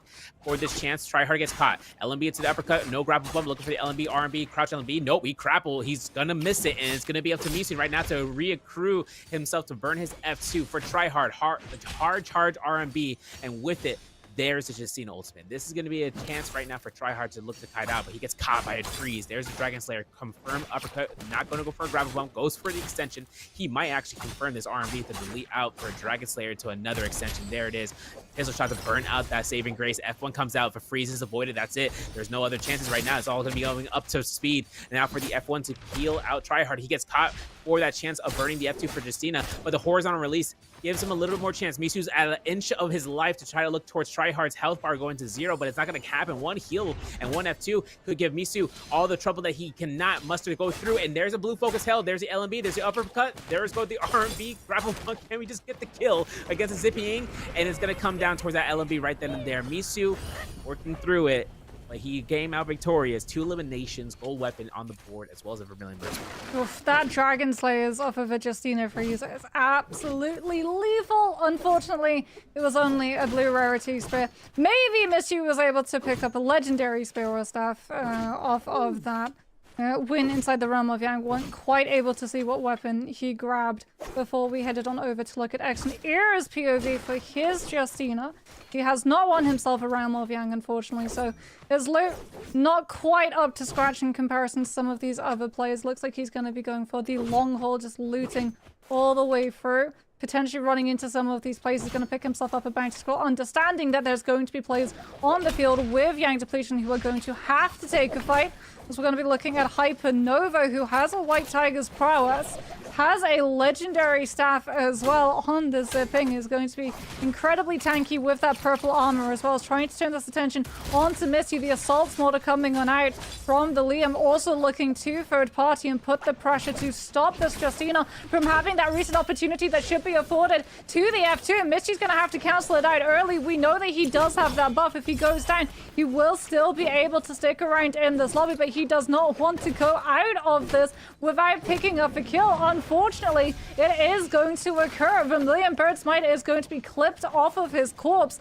Hypernova able to come on through with that kill before backing off to the rooftop, swapping over to the pistol, ringing the bell to get the information on the players around him to figure out if he wants to come back in and look for this third party opportunity. And he absolutely 100% is going to, trying to find that Skirrush invasion onto one of these Leon players. But he's not the only one who had that idea. He does manage to come up through with the charge LMB on the staff, connecting onto both of the 2 players who stacks on top of each other though. And Hypernova walks away with another kill onto Casper because of this. Now backing on off, he takes the opportunity that another third party into the fight affords him to try and put himself on top of that staircase and intercept where these players are going to be looking to squirrel themselves away from if they need a moment of respite, because if he's on that zip, he doesn't have to worry about slowing down to heal himself up, especially serve if he has 2 now. Something that Triad unfortunately is really going to be wishing he had access to right now, because with Yang Depletion, even though he's on the zip, even though he has that mobile sustainability, he's still got to keep himself in this fight against the Vault. And now that the V2 has been burned out from Numza, though, one hit of that horizontal is going to be enough for Tryhard to claim the kill and grab the Soul Bloom and find himself that Yang Depletion cleanse to keep himself in this lobby just a little bit longer. Yeah, I saw Hypernova with that tuna on the proc, and with that White Tiger's Prowess, I was like, yeah, he's not dying. When I saw that early on, he's like 40 heal per talk. He's not going to take any damage here, and as is Zipping. And now it comes down towards the top 6. We still got Romang 2 to be available. Well, Misu is in dire straits right now. He has no armor. He's going against Hypernova, who's got ultimate in hand. He's going to proc it out early, and with that plus 15, plus the effects of the healing with the V1, he may take all this damage, but his F1's about to come up here. And unless there's going to be the extension coming out here, unless elimination comes through, the Vulpin's Essence has been revealed. And this is going to be where Hypernova comes out to full swings of sustaining out. His V1 is still procking up. He still has healing to be available for him. He's still going to go for that max reset for his gold staff as well for the repair. And now it's going to be a chance here about it. Hypernova makes sure he can put his chance out to go through the Realm Yang. And now, of course, making sure you take that Romyang portal pass. Now 45 seconds is left on the clock here. Of course, looking towards the pistol shot to try to get that bell shot. He's gonna fall slowly. You know, we got to burn for time right here. And for 6 players still left alive, it really comes down towards these positions for the players. And now, excellent era moving out to the northwest. Raven's inside Imperium. And for right now, Nova taking the blue dagger into the stead. Now, Zipping takes everything into the position. You saw Raven actually kite out from Casper with a fan where he was able to just kite around towards Heaven's Watch and just kept a nice, tight knit position on those walls. And when he got caught, V2 Waldo comes out. This gives a whole different meaning towards this engagement for any opponents in the nearby vicinity. So that's where Valda can really just approach towards that. Justine, on the other hand, her ultimates can be used for a disengagement, but only at the cost of like just being at a set distance. And there's nothing you can really do to hold your ground unless you're going to be doing the offensive reasoning for it, which we saw from Misu. He was able to use his ultimate what it seemed like to be defensive, but he swapped out here against Tryhard to use it in an offensive manner, looking for extensions from using that spear. But Casper, Tryhard, fighting it out here in the Romyang for Romyang 2. Yep, Casper coming on through with that fan. Tryhard utilizing the F on that zip, breaks away from the fight onto the pillar to try and find the skill rush. Goes for the overhold of those dual blades. Casper is going to clank against it with the charged LMB on that fan. Both of these players waiting for the skill rush. No one really wanting to throw it out. Casper trying to force Tryhard into clanking it. Looked for the jump parry on the exit of it. Neither of these players actually finding the opening that they're looking for. Casper reveals the assault smolder. Tryhard does manage to come on through with a little bit of a clip on the RMB, but Casper is able to find the wind gust connection onto the zip. Overholds onto that vertical to just armor through all of the light attacks that Tryhard was looking to set up onto him, as he will be able to find the 1-2 into uppercut extension, into grapple bomb, into no! He had the V2! And he throws Tryhard up into the air. The zip with the ultimate gets clipped by Assault Smolder. 50% reduced healing effectiveness as Casper again is able to come on through with the scoop, the grab into the airwalk, resets into the catch of the charged R&B as Tryhard hits the ground. But the zip has so much sustainability that even though Casper has been able to find extension after extension, Tryhard is still able to live the entire duration and finds a parry as Casper with the jump parry mistimes into the follow-up R&B punishment coming on through as Tryhard finds a second parry and now turns the tables onto the Liam. Casper looking for the parry. Tryhard goes for the overhold, finds the connection onto the focus and walks away the winner. And that just speaks to the amount of sustainability that is available to the zip. Yo, we just getting clipped today? Oh, second time? That was an insane extension with the VT from Liam. Fan swap with the staff specifically. But unfortunately, like you said, zip, Shane dying. Next, and then that comes down to Tryhard now accumulating 4 eliminations and gold armor and gold tap. So now it comes down towards Casper trying to get himself out of the remaining position. Charges the R&B against Misu slap. There's the LMB. There's 1-2. There's a musket shot. Now it's going to be a mix-up of Destiny. And there's the elimination from Misu as it comes out with that quick kill, setting himself up to get the gear and the soul bloom. So for right now, Tryhard, Twisted Tower. 5 players still left alive from the lobby. He's looking towards himself and at the soul altar south of Tryhard. I'm not sure if he's going to go on that Blizzard Tower. He's just looking to keep his eyes peeled, Hibernova towards the Gate of Heaven. He's kind of working himself around here just to see about what's happening on top of this building, on top of the structure, I should say, for the wall. Oop, spots him. R&B releases it, catches him. Looking for a double R&B, can't get him because of that little bit of the little divot into the sky, into the wall. But looking to try to burn out F2 here for Raven would be Hypernova's best option. And the R&B comes out here. The Crouch Element to go ahead and Crouch Element to hold blue focus and denies the F2 position for himself with the F1 and now forcing out the Valdo ultimate. This is going to be Raven getting caught by the uppercut. Double Element to the R&B. Nope, going to be backing off. It gets caught by that spear, which gives Excellent Era a little bit of R&B's damage here. While that ultimate is still going to be active, the whole lobby knows that Valdo ultimate is going to end in just a couple of seconds. Yeah, and Excellent Era is 100% trying to find this kill connection onto Raven before Hypernova. Hypernova with that legendary fan trying to use those gusts to shut this Valdo's movement down before Raven can break away. The F2 does come back into play, but the Valdo has to utilize it almost immediately as Raven is just going to get grapple locked onto by all of these players in this vicinity who are looking to confirm this kill. Hypernova not going to be able able to find the charged RMB open on the Fawn. This time around, Raven just scale rushing in and out as quickly as he possibly can, looking to potentially find an armor reset as well, coming on through from up on high. Hypernova with the uppercut will be able to catch him, but Raven breaks away before he can get grabbed down onto the ground with another hit of the Valda F2 before trying to put the scale rush onto Excellent Era, but now he's going to be stuck up onto the high ground as he's run out of places to be able to go. Hypernova will be able to grab him in with the charged RMB on that Fan. He tries to put himself over the boundaries of the parapets to break away from this fight even further. An absolute sliver. Raven still holding on. The cannon swap comes on out, and Hypernova with the additional AoE splash will be able to confirm the kill. With that done, are we going to see these players disperse, or are they going to keep fighting? It looks like they're going to keep this aggression moving, Serve, as we can see the charged RMB on that staff coming for that purple scoop catch onto one of these players. The Justina combo breaker is going to be forced because of this, and now everyone is looking to turn onto Excellent Era, understanding that he's going to be vulnerable. The ultimate from the Justina comes on through. Tryhard now potentially going to be coming under fire, quite literally, with that assault smolder. Puts himself onto the rooftop, waits for the debuff to be gone, utilizes the F to get a little bit of that heal back up before looking to try and come back in onto this fight and keep up this pressure onto Excellent Era before that Justina V1 is ready to go once more. Now chances for the R&B spam to come through here. Still having a chance of just seeing about whether or not they can focus out that Justina, and now it's going to be a target selection against. It's the wrong Justina. Try hard. It makes it come through, but Excellent Era is still hiding out here. He's still kiting around, trying to space around for Can't just looking for a snag, but there's the F2 investment. Excellent Era being at blue armor now gives a target prioritization for the players if they can find it out. There it is. Scare Rush, but doesn't get the hit. Confirmation looks for the R&B uppercut. Doesn't get the uppercut either. I hear a parry in the background. And the F2 is invested this time, though, from Misu. Now Hypernova finds it. Chances here for that ultimate cast from Misu is 100%. Now this is where that defensive opportunity comes out.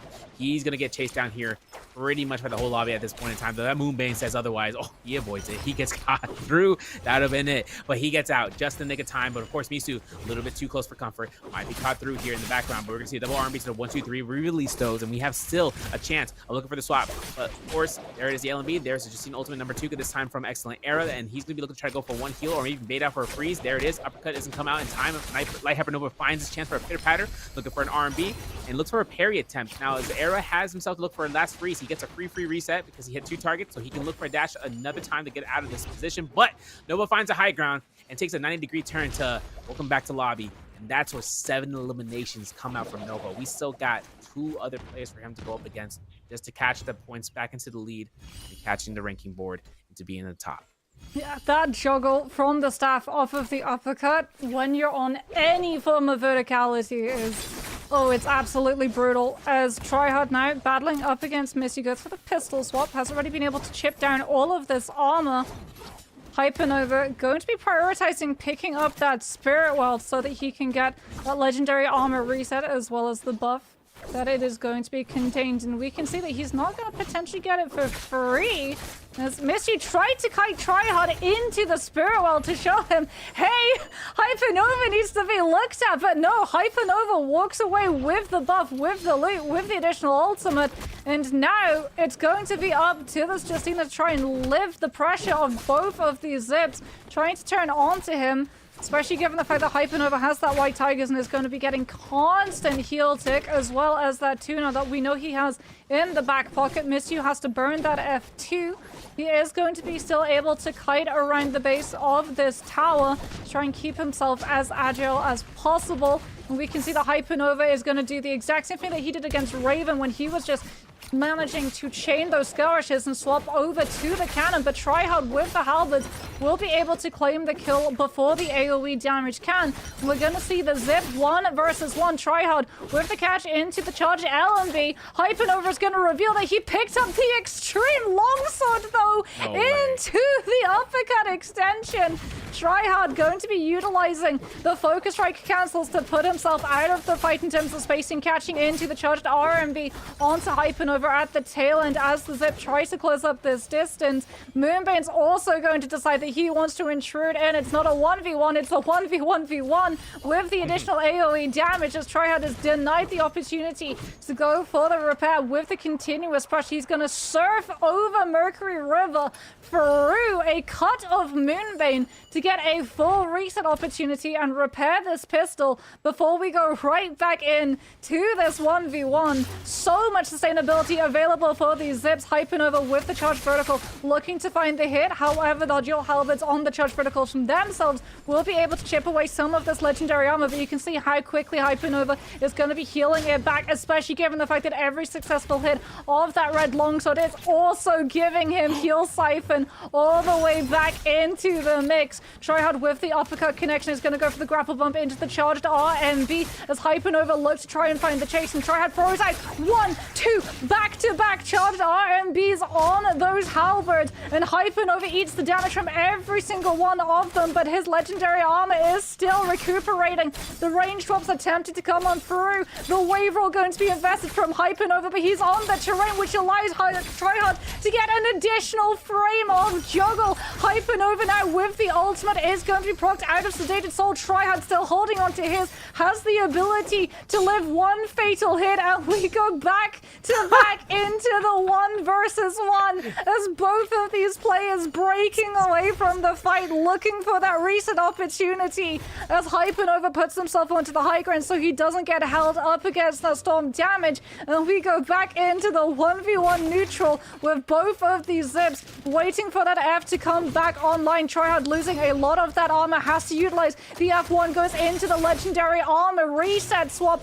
that Hypernova had left behind, and Hypernova now utilizing the charged R&B to hold Tryhard into that storm damage for as long as he possibly can. The grapple connection is going to get baited out, but Tryhard swaps over to that pistol. Hypernova with the power, he anticipated the charged vertical coming on through from the halberds for Tryhard to try and find that spacing yet again, and Hypernova is finally able to find the uppercut extension into LMB, and the zip 1v1 will come to a close as he deals out 30,000 damage, but I'm really thinking, what was the heal stat? What was the heal stat that Hypernova walked away from that fight with? We had Tuna, we had the Extreme Longsword, we had White Tiger's Pass like 3 times, once from a Spirit Well, no, twice from a Spirit Well, once from a Realm of Yang fight. We had the Zip F1, we had the V1 coming through, and every single time it was just back to back to back, just reset.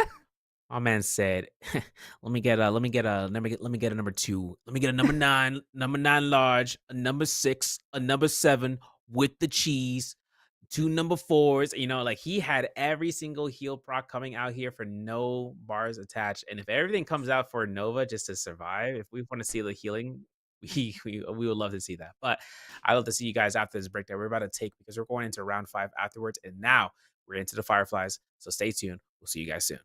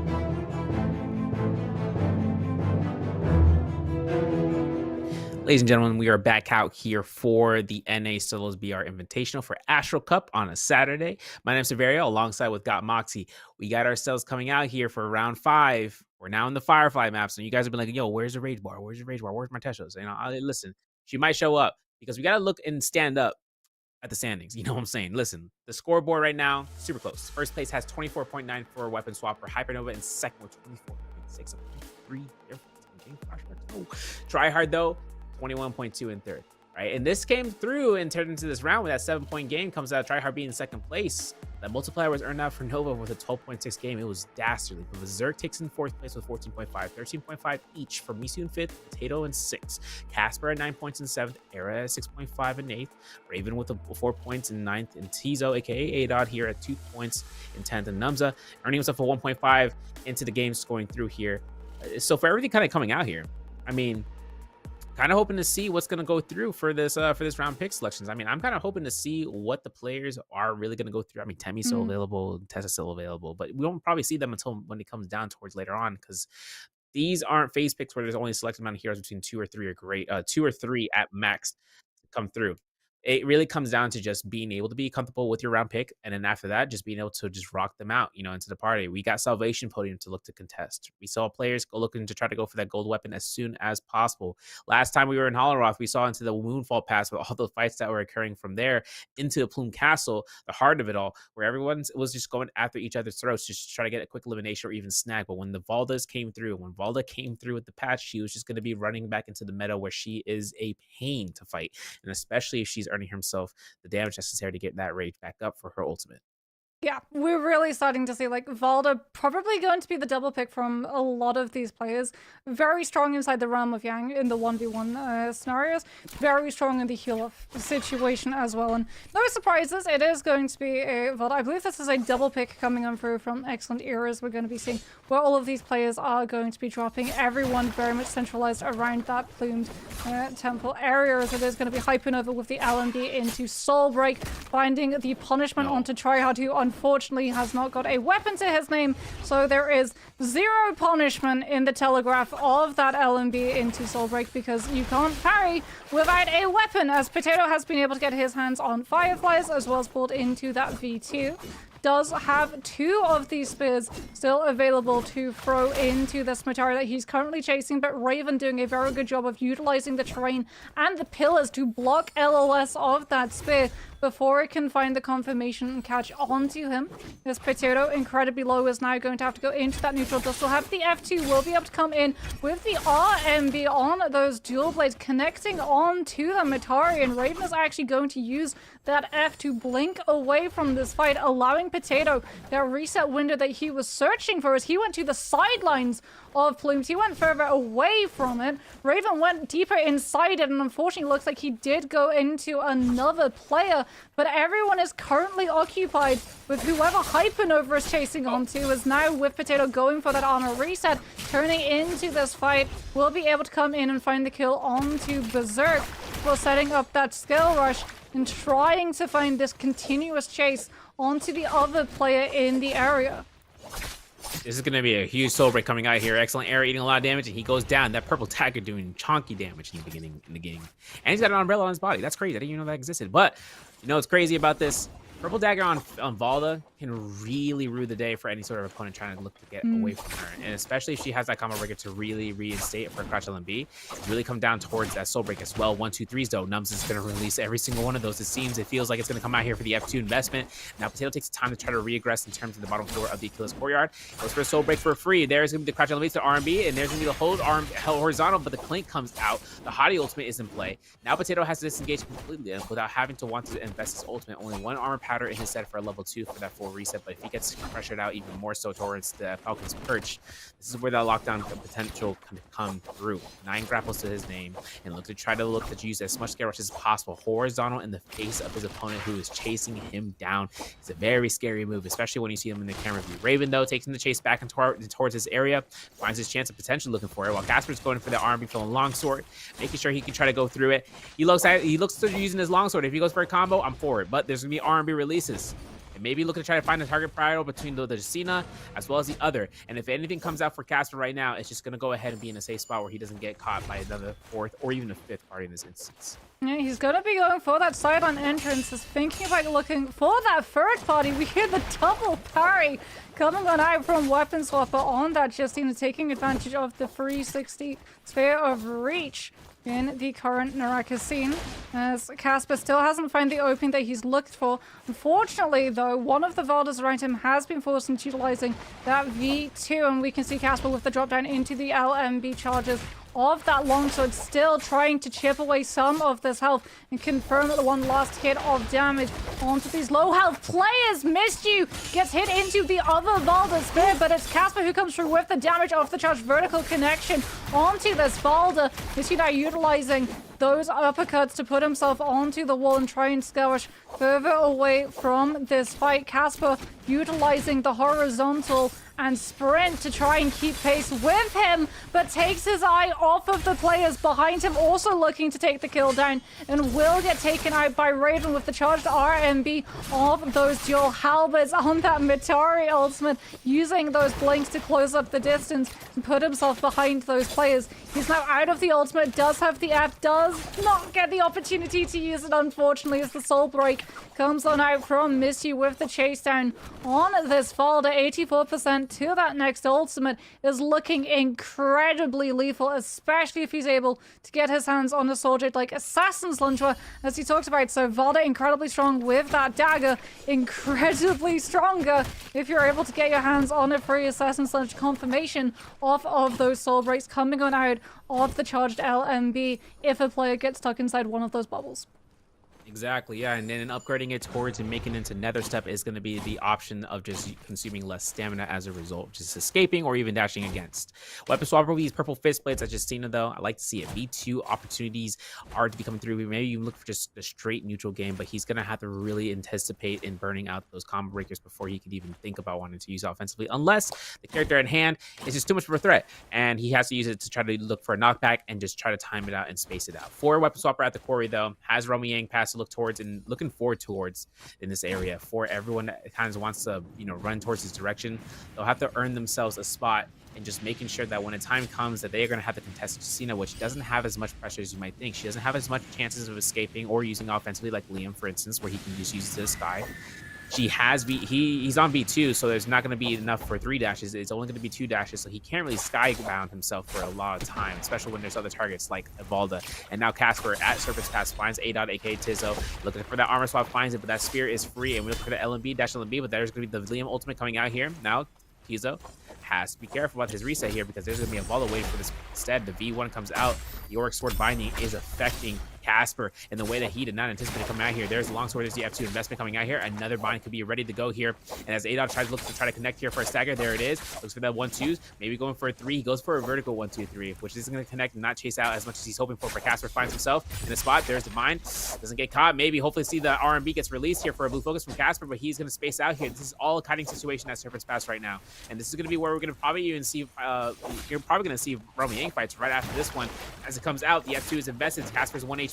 Gets eliminated. A.Dot finds his first elimination. And while that happens throughout here for the Serpent's Pass fights, we still have other things to happen through here. Another team, another player entering into Romy Yang. So someone's going to contest somebody. We got 9 players left on the board. And as the Serpent's Pass has that Firefly cage, A.Dot has an opportunity of just regenning his rage bar to go right back into the fights that is necessary to come. Try hard. He's in that Romy Yang, 0 grapples, but he does have 3-to-6 ratio for the healing berries to armor powders for right now, and has ultimate ready to go. He's up against Potato with that spear. So for right now, both of these Valdas are just going to have to go hands-to-hand combat 1v1. Yeah, I mean, Valda Spear, though, into that Dragon Slayers is not the fight that we're going to be looking at. It is going to be Weapon Swapper with that Justina V2 has already utilized one of those dashes. Unfortunately, he only gets one other one. Will be able to find a connection onto Berserk, but Berserk with that Spear hold of the gold frame is going to stop Weapon Swapper from finding the extension that he was looking for from that freeze connection. And this Justina is forced into utilizing these pillars to just Scale Rush Kite out for as long as the Valda ultimate is going to be active for. Before we go back in to just base abilities, does try and find that next Scale Rush. Berserk looking for the clank. Both of these players looking for the interception. Weapon Swapper charging up the blue. Berserk able to find the parry. Baited the opposing Justina's Scale Rush as Tryhard now inside that Valda V2. Gets stuck into the grapple bump extension. Loses all of the spears. Was able to heal a little bit of his HP through that ultimate though. And we can see that Potato is not in good shape at all. Is going to get sliced and diced and burnt out by that cannon behind the pillar. As Missy with the jump LMBs from that longsword is going to be able to hold Numza into stone form to set up into that spear connection. No, man, that slap was detrimental. And now it comes down towards Misu with that elimination, taking Romyang victory. Berserk finding his bread and butter, Hong Sword of Gold Rarity, slab it up. Can't believe it's margarine. And now it's going to be Berserk putting himself with 24 grapple, so he's looking to hunt down. He's got himself armor powders to sustain out. Has healing berries to keep himself going through here. Has a little bit of gold to kind of work around with if he needs to look to try to buy supplies if it comes down towards Numza though. Misu's opponent in the Romyang probably might want to be careful enough taking this fight because now Misu is showing up against Numza. The whole sword action comes out and Berserk eats up all that damage. The horizontal release. Every single of these targets on both of these Valders are taking both of these blue focuses, but now it comes down to Berserk looking for that, looking for the yoink if he can. He's trying to find that snag if he can get the kill just like that. Parry like that though, anticipated. The F2 comes out from Hadi and now it's going to be up to the lobby to try to chase him down. And the Hadi and the Plume Castle region towards the kill his crest. It's definitely a margin to kind of work in terms of the arrow of seeing whether or not he can catch him off of the ultimate to be invested early or just trying to catch him outright. Just throwing out bow shots, throwing out range shots, these things of that nature, or just a wild haymaker blue focus. Either or. Berserk is dropping down blues as as easy as it is coming through in the oil well. He's just gonna go ahead and pipe on out, and if he can try to get an R&B blue focus off of a target, might be giving another opportunity for someone else to continue the chase, or then he can go for a reset if he gets some chip damage coming in from that line. Berserk just putting himself on silence. He doesn't have Yang depletion. He's one of the players who has Vermilion Birdsmite, so he can get as aggressive as he wants to. Holds on to that V2, so even if he does get pressured by these players in the area, he's not going to be forced into utilizing that ultimate to make sure that he continues in this lobby, because he's going to be looking to take this fight against Tryhard. Going to be able to bait out the Valda F2 coming through from Berserk, and he's going to back on off. Wait for a little bit of that cooldown to be back into his favor before turning onto the player who was stuck in the bow and therefore could not parry the charged RMB on those fist blades. Coming on through and putting down the pressure. Numza coming under a lot of aggression. Berserk will be able to find the parry into horizontal, into grapple bump extension, and that is going to be a lot of health now removed on the side of Numza, who's going to have to just keep himself away from these players as quickly as he possibly can. Berserk looking for the jump parry, will not be able to find it. Now Misyu has joined in this fight, spots out this Hadi a little bit low in terms of that armor situation, and it's going to be Berserk with the parry turning onto Numza, anticipating that focus strike from trying to clip onto these players chasing him around that corner, taking it now into a 1v1. Valda versus Valda, who's going to be able to find the win? Berserk coming in through with the Scale Rush. Decides not to keep fighting. His Vermilion Birdsmite has since worn off, so he is going to full disengage, look to reset that armor, put himself into a position where he feels confident to take a fight if it shows up on his doorstep, especially with players in the area looking for the third parties. Hypernova on this ACOS with the F1 rather than the F2. A little bit behind in terms of loot. Surely he wants to take himself into a realm of Yang, but lacking any sort of purple armor or weapon Akos, even though he does really prosper in the 1v1, probably not all that geared for it, and especially since you don't want to lose that Realm of Yang fight and be stuck under with Yang depletion as an Akos who is more suited towards the 1v1 as opposed to the multi-way fighting. That's definitely going to be a decision that Hypernova is going to have to think really hard about whether he wants to try and take it or gamble that loot upgrade that could either win him in terms of scaling late game or end his lobby right here, right now. Yeah, taking into that consideration, we even seen players using common armor going to Ramyangs, but that's because they have sustain like Ziping, so it doesn't really come out to a whole different effect besides sustaining out. For an Akos, the blue armor and blue rarity weapon, I mean, it's susceptible to damage to getting caught out because then you have to burn through the enemy shield that's a V2 vault, so you really have to just cut around, and it really does come down towards skill, and that might be the topic of conversation that comes out, but it's also towards the fighting, who you're going up against that comes down towards the enemy's meat. But Berserk, Tryhard up against each other into the Ramyang, gold Hong swords on both opponents here, both of them Valdas. And now it comes down in terms of using the sand pair for the next couple of seconds for Tryhard to get a little bit of attack boost, a little bit of defense if he needs it. Goes for a bow shot from the mid-air sky and looking for a fist blades action. It comes out towards Berserk to look towards using his fist blades for neutral setup. Just that alone. And there's going to be the dash LMB. The whole check comes out. The F2 gets invested. Grapple is more confirmed than anything else before for Berserk. He's looking for it. Dash LMB double rolls back in terms of avoiding that lethal jab. And there's a grapple bomb. There's the RMB, but no extension past this point. And we're chasing this down. And we catch another dash LMB. That's a free RMB release. That's Tryhard going down in the Ramyang. Still having one elimination, but Berserk is picking up another one. And then the other side, Misu versus A.Dot, aka Tizo. All right, and this is going to be a long sword versus spear fight. You know, Valda with the spear. We've seen this happen before, but let's take a look at the scene, what Misu has up against Tizo.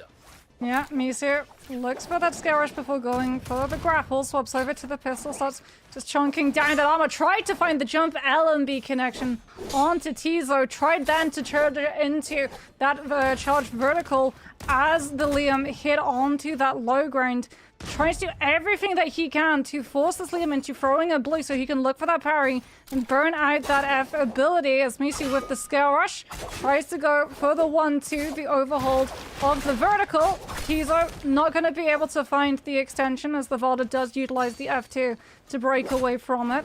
Still has not had to use that F ability though, nor the ultimate, as it is going to be missing now with that Scarish connection back to back into the pistol swap catch. Tizo now with the ultimate does not even get the opportunity to throw the Auric Blade and look for the teleport stagger, as Missy just so clean with those Scarish connections into that pistol swap. That Liam's health, it was a magic trick.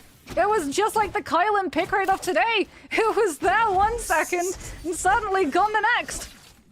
Yeah, it was like poof, magic trick, hey yo. And now it's coming down towards Berserk. Tryhard outside Ramyang for round 2. And this is going to be a White Tiger's Power as well to right down again. So this is going to be coming down to the whole tech. There's the wind sweep, wild sweep, I should say, coming out from Berserk's fist blades, and he switches back right back to the Hong sword. This man's a classical player, you know, going for the single edge weapons. Now, scare rush into the pillar is going to be good for Tryhard to go straight into vertical status, but now it comes down towards chasing down, and this is tough. Considering once you catch a pillar like the trees, you will go straight up, and that's really bad if you're looking to chase down. And now it comes down Tryhard holding blue focus, counter grappling for those bow shots. Nicely done for the sustain out here, but that, like I said, White Tiger's prowess is going to keep Berserk still in the fight. There's going to be the heal off. There's going to be a chance for that advanced heal to really show its roots, and the lethal jab is avoided. Berserk goes for the jab LB and catches it. There's going to be a dash LB, gets 1, 2, maybe 3, gets parried, and this might be actually a super setup combo for a lethal jab. No, he just went ahead and avoided it out. The F2 is invested really early from Berserk, but he catches a dodge. Catches a whole tech into the face, so he loses all his armor, half his health. Now it's a little bit of a dangerous situation. The V2 hasn't been burned out here from Berserk, but the F2 to invest as an offensive reasoning from Tryhard. So let alone gonna force out Berserk now. Now that it comes down towards this, the V2 to counter that spear comes out, but the mid tap dodge comes through. Maybe looking for a mid roll. There it is. Tap dodge again. Tryhard throws his second spear. Now it comes down towards the last spear from Berserk to see if it makes it count. There's a spear. There's a confirmation. Oh, terrain grief. And he avoids that spear miraculously, but that ultimate ends right then and there. The F2 is ready to go from Berserk in case he needs to use it. R&B insta release 1.0. And I heard an ultimate from the background. It looks like it's Atari. And they wouldn't believe it, boys. It's Raven. He's on his 3rd kill so far. And he's looking towards Tryhard. And he's using those fist plates to go for the 1-2s and looking for that teleportation. There it is. And looking for that whole blue focus. Maybe catching the LMB. There it is. And that might be it. 1, 2, 3 RMBs, jump LMBs, 4th elimination. Raven takes it into 4 players left into the game. Sneaky out here to 2 double eliminations. If I had a nickel that happened every time, there'd be 2 nickels on my table. It's crazy. This round alone. But Raven guesses it.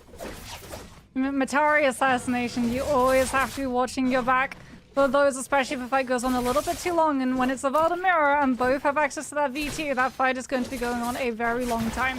Tizo now going to be trying to go head-to-head against this other Valda. Weapon swap also going to be in the area on that Justina. Going to go for the grapple lock onto the Valda instead of the Liam. This Missy has to go for the focus hold. Will be able to find the parry onto the Justina before turning on to the Liam, given that the Justina utilized that F2 to break away from any consequence of that repulse damage from coming on out. And Missy now sees that this Liam is going to be low. Look for the jump parry, doesn't find it, has the F2 to break away from this fight. Also has been able to build up enough damage to come through with that V2 if he thinks that it's needed, as it is going to be a kite now coming on through from that Justina. With Missy's target denied, he turns on to Liam. Instead, that ultimate is going to be coming into play, and we are going to be seeing Missy trying to just dodge out of the Tauric Sword teleport. But the ice cone, the Justina was waiting for Missy to go for the chase down. The stun concussion is not going to do enough damage to guarantee the kill, because Missy had the V2, but he's going to be losing all of that over armor because of the fist blade tracking coming on out. He's got 1 spear left to his name. The ultimate's about to run out. He was the predator, but suddenly he's become the prey. His Missy, an absolute sliver of health, is getting chased down by both the Liam and the Justina, who still have all of them ability. As Missy has absolutely no choice but to just back-to-back skill rush and then try and grapple onto the low ground, breaking away from these 2 players who are just trying to absolutely shred that little bit of health that he has left. He's got to take all of his chances going into the Moonbane, as Weapon Swapper does not have the V1, so he can't use the ultimate to contribute those dashes to chasing the Volva down. He has to rely on the grapples, closing up the distance with the charged R&B on those fist blades, forcing the Volva's F2 out early, and still has that ultimate available if he really wants to commit into this fight. Now chances here for Weapon Swapper to really hold down here. There's the ultimate crash. Oh, wow. He instant R&B'd after it. So now it gives a little bit more issues here for Misu. Misu looking to try to go for the tap dodges, anticipating it, gets caught by the freeze. That's an immediate jump LMB. Doesn't get it. The F2 comes out from the combo breaker. Now it comes to Misu to kite this one out. Finds an armor swap. Nicely done, but he has to go right back to the box. He's looking for that purple armor, and it looks like there's no more dashes right now. The R&B release comes out. We're looking for another R&B, and there's a parry just like that. The F2 is up, though. Weapon Swapper looking for the chances here, but of course, packing it up here for pistol shots might be a safe bet to see whether or not the Scare Rush comes through. There's a Scare Rush. There's a confirmation. Weapon Swapper loses 1 HP. Oh my goodness. And it's a 1v1. Weapon Swapper with his other opponent, if I'm not mistaken, Raven. Yes, it is. Raven got his 5th elimination as a result from killing off A-Dot earlier. And now it's up to team both of these opponents to go up against one another. Matari versus Justina. Who is going to come out on top? Raven does have access to the ultimate. Weapon Swapper ever so close to his, but not quite there just yet. Raven is going to be able to ring the bell with that pistol swap. Knows where his opponent is going to be. Goes for the grapple lock to deny the opportunity for him to start kiting over towards that spirit well and potentially cap out that distance and get a free armor reset. As Raven looks for the jump, the crouch LMB connection, loses a chunk of his armor, utilizing the F to try and keep up the pressure onto this Justina, forcing out that F2 early. Both of these players breaking away from the fight. Weapon Swapper denied the opportunity, tries to go for the R&B catch as Raven looks for the grapple lockdown, but Raven's going to cancel out of that one before he can get clipped into it. Now it's going to be the kite, the Justina into the corner, going to be taking a lot of damage coming on through from the storm, but Raven managing to catch Weapon Swapper against the wall. 1-2, crouch LMB. It's not the infinite, but it is an absolute CC lockdown. However, the damage has been done. Weapon Swapper is able to come on through with the last bit of reach necessary for the V2. Finds the freeze onto the Matari, but Raven with the F finds the chase down into the jump LMB and manages to claim the kill. And got himself the MVP he needed, 5th round championship round, as he always states. And it came down right there. And it comes down to the 6th elimination with the first place. So that means he gets another 3 for placement. And then with that 1.2 multiplier, that means he gets 9.6 points given to that round. So that being said, man's going through. might be getting himself enough placement points to catch himself into the top 5 bracket. I mean, close enough through to round 6, because that's where we're going to be leading out towards. And for right now, it kind of came out crazy. Misu, you know, it's funny. I looked at that bicycle earlier, and it was going to be used. I think Weapon Swapper was trying to use it before. And then what happens is that he just missed a bow shot. And he's like, okay, well, I'll ignore that. And I was thinking that in the back of my head, I'm like, man, I didn't want to say it, right? Cast a curse in the back of my head. My, you know, my amygdala was like, ring, and I was like, okay, don't say it. And everything came through where it just came under Misu's pretense of just being eliminated, because once you get caught by one of those icicle stones, that 5-second stun is a complete overhaul in terms of just turning around the fight, where he was, like you said, the predator, but then he became the hunted. You know, it's like I was watching Arnie just going ahead and say, you ugly what? And next thing you know, we're on the replays. Excellent air gets caught out here and finding elimination against Berserk, and Misu finding the horizontal release into a soul break, 3 R&B, and a kick to the face as he killed off Raven into those first 2 set eliminations that he was able to earn off early on. Numza finding it. R&B comes out with a slap, and there's the LMB, and there's the R&B. There's a whole check. There's a Dragon Slayer, and that's a free confirmation kill against Tryhards for Million Burst Might. Later on, we saw Berserk going up against the chase here as he find out Numza with a quick parry. He was anticipating those parries like left and right when we saw that chase around there. And now it comes down towards Misu coming through here. Hypernova gets caught by the parry. The army gets released. That's going to be one elimination against Hypernova that come through. And Misu inside the realm Yang up against Tizo, aka Adod. And this is going to be where it came down to that touch on R&B. But of course, Raven using that Matari coming to his full circle as he found that elimination against Tizo, aka Adod, from that one point on. But this final moments of this fight came through with a clutch teleport R&B. Raven getting himself the eliminations and earning himself in terms of that first place. Now 10.2 points earned for that. Top 7 still so far. Weapon Swapper first place, 29.9. 26.1 in second place for Hypernova. Tryhard has 23.2 in third place. Misu with 20 points in fourth. Remember, the reward pool for the cash prizes are up to top 4 right now. Berserk is in 5th.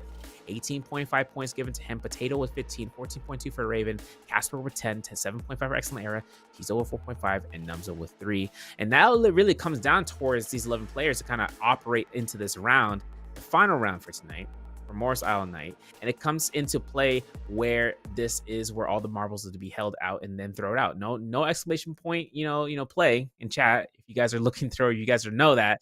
But it really comes down towards this round to make it to top 4. I mean, it comes down to this round as well to determine hero points, because they're not doing phases, but they are still doing, you can only double pick once, and a lot of these players have double picked already. Like, we've seen so many Valdas today. We haven't seen a single Kylan, but we've seen so many Valdas, a lot of Mataris, a lot of Justinas. We did get the Cyra Showcase lobby in game 1, which has definitely alleviated some of the pressures coming through from hero points. We haven't seen any Tessas, we haven't seen any Temis.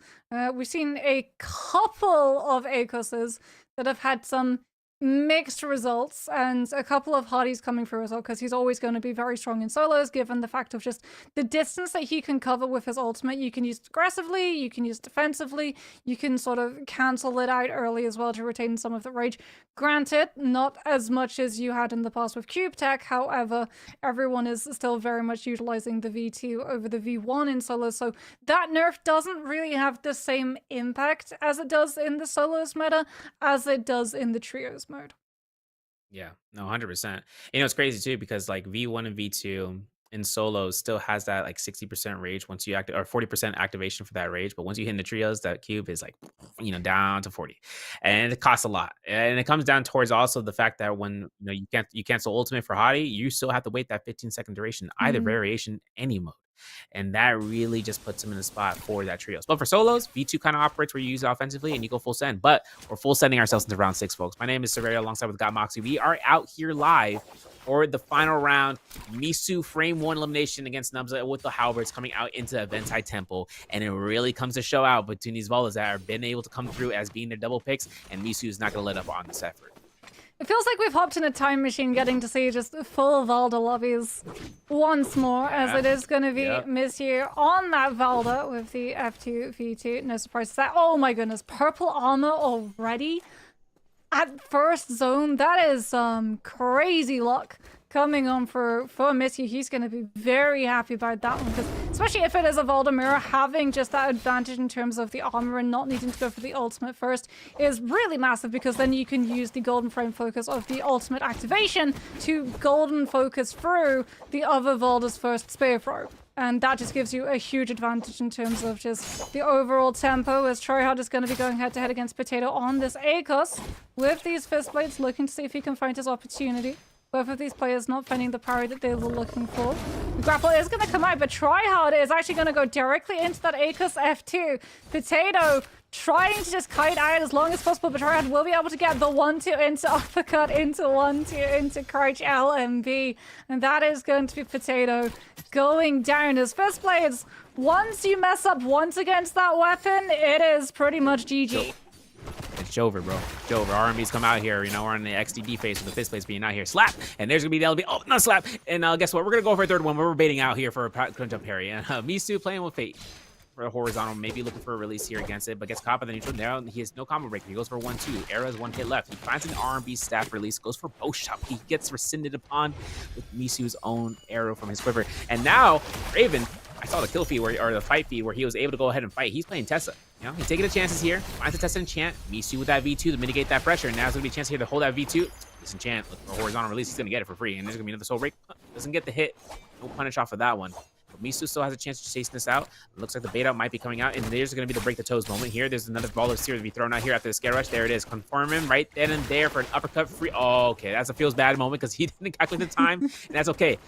We all have those days. And this is going to be where Misu really has to work now for this kill.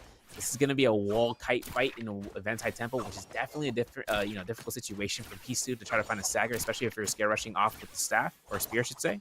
But for Raven right now, it's all about another person that could potentially find a nice bow shot. Okay, 257. Okay, we take those. We're FPS gamers now. Apparently, all of a sudden, okay, no, wrong target, but that's going to be okay. We got a bell. We're going to avoid it, and it's going to be struck by Raven most likely because now Hypernova's on the chase to try to chase this one down. Yeah, he spotted Raven, though. He's looking for the drop down. Raven does have the scarcity he's able to set up, but Misu on the rooftops is going to make it harder for Raven to break away, especially given the fact that Hypernova is also going to be here. Raven with the F1 is going to utilize that Tesla combo break to try and cover the spacing, but that means he doesn't have it to deny the uppercut from coming in through. Misu looking for the fake out charge LMB into parry. Won't be able to find it. Hypernova with that ultimate is going to be able to put enough pressure onto this Valda to force Misu into full disengagement. He's actually going to utilize the hole in this rooftop to drop into this building away before Hypernova is able to track down where exactly he's ended up, utilizing the jump LMBs off of a little bit of a raise in the terrain. But now Misu goes for that clank, eats a lot of the damage. F2 comes on out into 1-2. Rage is able to take himself just over the line to build into that V2 and get that additional health to live a little bit of this focus as an Echo shows up for the third party. We just saw the F2 whistle over Misu's head. Who is going to get this last hit onto Hypernova? Misu with one last spear is going to be able to find a connection onto a player. Has to go for the charge LMB on that dagger, but he is so incredibly low. He knows his ultimate is going to be up. He has to just look to disengage, break the ankles, and hope that he gets the opportunity to be able to repair this purple set of armor before he gets spotted out either by Hypernova or Weapon Swapper, who are still going to be in the mix around Eventide, with Tryhard now showing up for the mix as well, because we can just see all of the points of interest spawning up around this particular environment of the map, drawing all of these players in like fireflies to the flame. Yeah, and the Fist Blade R&B gets parried. Misu looks to try to horizontal release. He'll get it. Go for a jump and LB extension, but the F2 comes out from Tryhard. Now it's going to be combo breaker. He's going to throw the soul break. We've seen Misu use it as a tactic just to force that parry in the other direction. Now Misu, 1-2, no 3. I'm going to make sure he can crouch LB to the R&Bs. There it is. F2 is available again, but this is going to be a soul break potential. Holding out the R&B. Doesn't get that tap dodge parry he was looking for, but Tryhard finds himself for that chance of forcing the aggression here. There it is a grapple. There might be a scare rush here from Misu. He's been doing very well with this dagger and putting himself into the higher elevation, just spacing out here, but he's got to look towards and make sure he remembers his supplies are at an all-time low. No more armor powders, and he's at that deficit right now. 65%. Looks for horizontal release. Burning F2 from that Valda is kind of key, and he actually scare rushes it. Kind of risky, but he did it. Crash LB gets caught by the F2, maybe looking to try to go ahead and connect, but no, Misu will back off. He gets caught by the scare rush. Regardless, the longsword works its terrain manipulation, as CA would like to say, and that's Tryhard going to get his elimination against Misu, and that's a purple dagger, purple armor that he's able to accrue. Oh, that is unfortunate for Misu, as we're going to be having a look now at Weapon Swapper on this ACOS with that F2. So he was probably one of those players that was involved in that third party coming on over in Eventide. Well, we just saw the ACOS ability being utilized over Light Hypernova's shoulder. Looks like he's going to be trying to put himself into a realm of Yang. As Berserk has just been able to finish off a successful win against Tizo before putting himself into a position to try and pick up that Realm of Yang ticket, but unfortunately he's been beaten to the punch by Potato, who's above his head on the Acres, gets the drop down. It is going to be the Valda coming on through with the F2, managing to set up into that toothpick. The Acos going to utilize that ultimate to break away before Berserk can extend further into a carousel. And with that Yang ticket, there is no punishment for him investing that ultimate as long as he can hold the spacing for when that Yang opens. He'll be able to go right into that portal and get his ultimate back as Berserk also goes through the portal. And we get the rematch, only this time there's no opportunity for either of these players to kite further away. The guy who took the last brownie, you know, you see him again later on in the day, like, hey, I remember you. That's exactly what's happening right now for Berserk against Potato. Potato go for the lethal jab attempt here. The F2 gets invested. No combo breaker yet from Berserk. He's not going to invest that. He finds a grapple stagger on the what? And 1, 2, 3s. He's going for the crouch LMB. Might be looking for a parry, but that's not going to be the case. He's air rushing straight towards his opponent. Lethal jab avoided with that tap dodge, but of course, Berserk looks to try to go for the horizontal release. Okay, we're going to have to burn out the Akos ultimate here in a second. Hold horizontal RMB release. Tap dodge that one. Tap dodge the F2. We're looking at this chance for the F2 to be invested. Not going to come out in time. One pounce to the next, and there's the V2 ball to ult. This is gonna force out Potato in a tough spot, but he avoids the first spear. He's gonna try to avoid the second spear. He gets caught. RMB tech chase on the RMBs. Maybe look for the longsword. Yep, as it comes out, that's the signature, and that's an RMB release with that swap right there for the halberds. That's gonna be a gold weapon. Misu takes his Yang fight up against Hybernova. The RMB gets released, and we might be looking for this Wallace spear to get that tap dodge, and there's a parry, and there's a lost pair of purple fist blades that Misu has now picked up from that body. And now with blue armor, right, he's now the purple. Got another gold weapon, and he's got buff to pick up, and his 4th elimination to this game. Valda stocks I say slowly rising. No, she's very much back into being an absolute powerhouse in solos, especially just being able to sort of punish the spacing that these players rely on inside the realm of Yangs in the 1v1s with just the ability of playing around those pillars. And Spear being able to catch onto them if they do try and hide behind it, and it obscuring their line of sight, not just from the player in front of them that they're fighting, but also when the Valda is actually committing onto that Spear, as Missy goes for the uppercut commitment. Unfortunately, doesn't find the grapple bump extension, and that's going to allow Potato to set up into that F2 Akos follow through. Missy does have the Valda V2. Comes on through with the charged LMB on that staff, looks for the parry, manages to find the Spear connection into the charged RMB from that staff. The Akos just trying to use those fist blades and break away before turning and looking for that charged LMB. Will be able to frame through the next spear throw, and Misty is now out of that ultimate, vulnerable to the Tiger Pounce. The grab will be able to connect. Misty so incredibly low. Potato does still have one grab. He has to be so careful though because of the terrain making it so hard for him to be able to actually LOS onto where this Valda has gone. He doesn't have the grabs anymore. He does have the F2. Is he going to utilize it to try and get that last hit of damage necessary, or is he going to go down to the charged RMB on the staff, leading into an RMB as Misty follows up? No! Potato just needed one singular hit, and he would have confirmed the kill onto the Valda, and it's just not to be. Ain't no way, bro. Yo, I was like, wait, he got him on the knockdown on the terrain. He could have cannoned him. He could have range shot him, maybe, potentially, or get tap dodge, but nope. Unfortunate circumstances, but we still have things that are happening right now, folks. We got 8 players still left alive. Berserk looking to try to chase down Misu as that spear has been held between Naraka 1 and 2. And he's throwing it. And he's going to be looking towards and seeing about that Hottie. Hottie's going to be going ahead and flying in the sky as Berserk looks ahead with that fan. Sees Misu at the shop. It's like, hey, what are you doing, bro? And of course, he knows he's going to be stacked because of that Vermilion, so he can't take that fight just going through. He knows there's a lower health target, and he's chasing him down. He doesn't know who, but he knows there's a lower health target. And Hypernova is going to be coming out here to be that one target. That's going to be a Justina ultimate to be invested in. That one dash to cause a stagger. And Berserk is now try hard. Look for the crouch LMB. The F2 gets a cause onto the burning pagoda. And now it's going to be a chance for that clink. Raven is showing up to the party. 1, 2s, no 3s. Okay, we release those. Now might be a chance here for that RMB in midair. And he gets caught with the F1. The Foxfire effect still in play for Raven for that 3-second duration. But Berserk gets caught out here. Burns his F2. Misu going to get caught out here for a longsword. Not today. No. And now Berserk needs to space himself away from every single bit of this violence that's going to be happening here in the second. Weapon swapper, he's something down. And he's one of the only other Akos in the lobby that's still left alive. The F2 roar comes out to confirm the uppercut grapple up. Maybe looking for the R&B 1, 2, 3. He's not going to go for it, but the V2 Valda does it out. Berserko throws a 720 backspin with that V2. Doesn't get any sort of priority off of that. And now it's up against Akazo against Valda. Yeah, and Berserk is going to see that the Aka's ultimate is going to outlast his V2. So he's just going to have to try and dodge these grabs when they come through.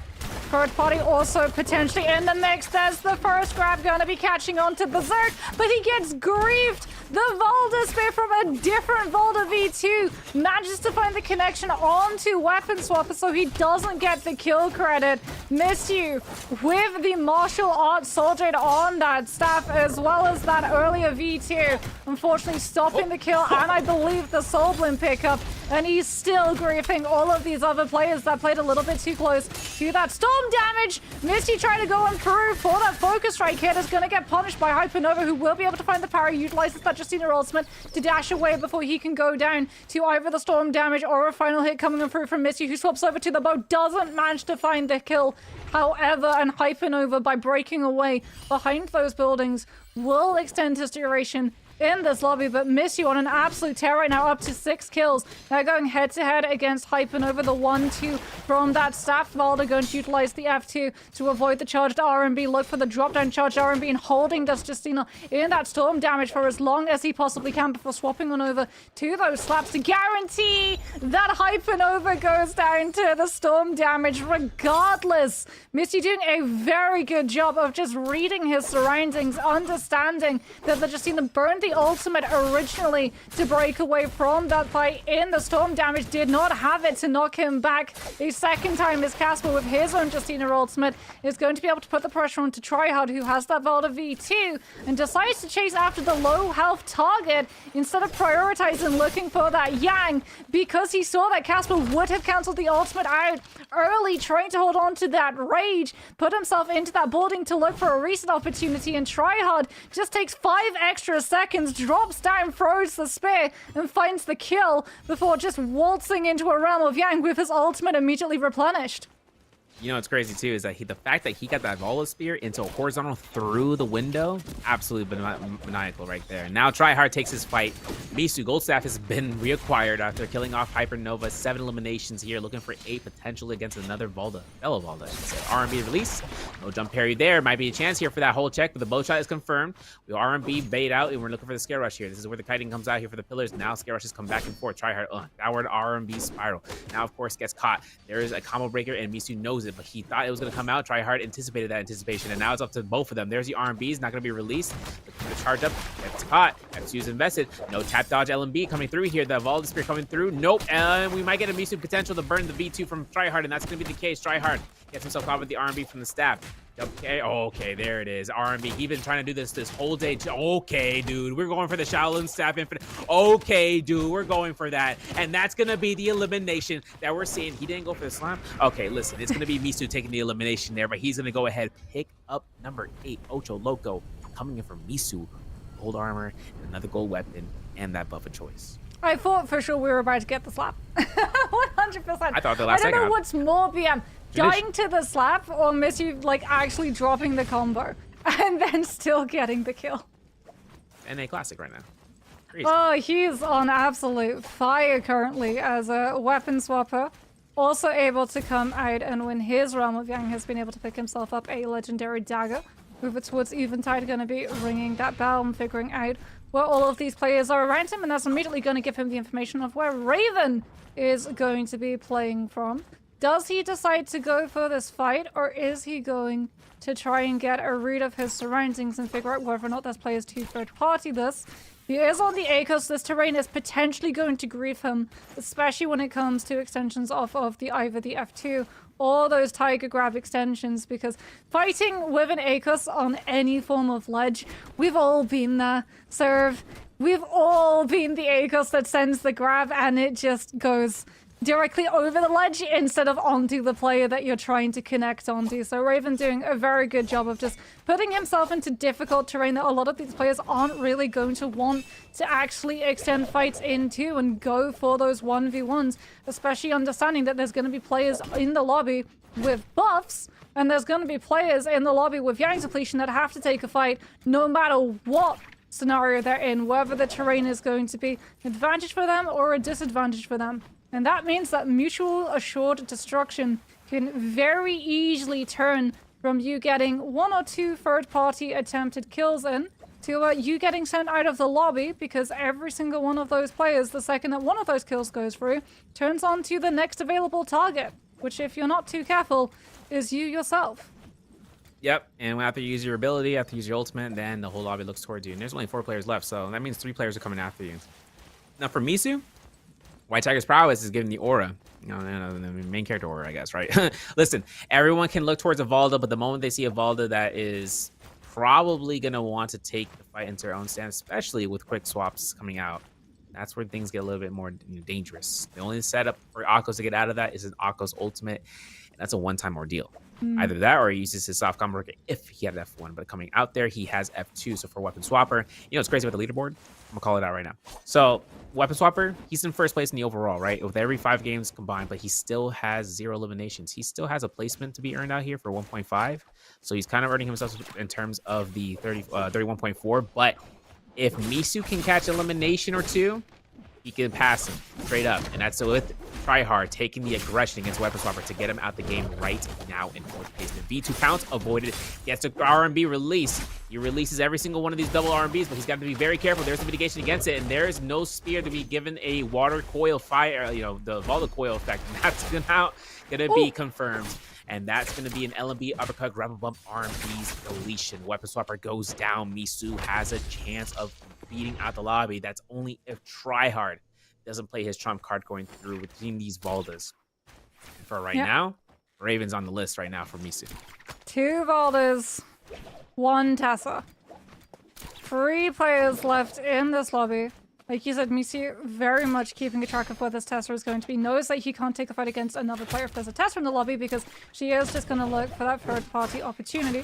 As Tessa always likes to take advantage of the chaos of fights that are currently going on. Both of them looking for the overhold, neither feeling confident to go for the full commitment. Raven's going to burn the F1 as well as that ultimate, managing to find the tether connection onto the Valda. He doesn't have the F1 to just push Misu away from interacting with the urn. Has to go for the 1, 2, 3 on that spear. Misu has lost a lot of his legendary armor, so doesn't have the advantage of the loot in that regards. But we do hear the cannon coming on through, and that's going to signal Tryhard's entrance into this fight. And now it is going to be a 1v1v1 standoff. Misu taking the opportunity, skill rushes onto the top of this building to get all of that legendary armor healed right back up for both of these players. Look to try and put pressure once more onto this Tessa. Tryhard, I think, saw the first Tessa ultimate cast come through, so knows that at most Raven has 1 more left to his name if they start this fight right now. But Raven, denied a lot of opportunity from this heal coming on through, has already backed down to a lack of health bar and armor, especially given that flame breath that is attached to the cannon that Raven, or rather Tryhard, has been holding on to. That flame breath doing a lot to just burn through the resources and health bar that Raven currently has access to.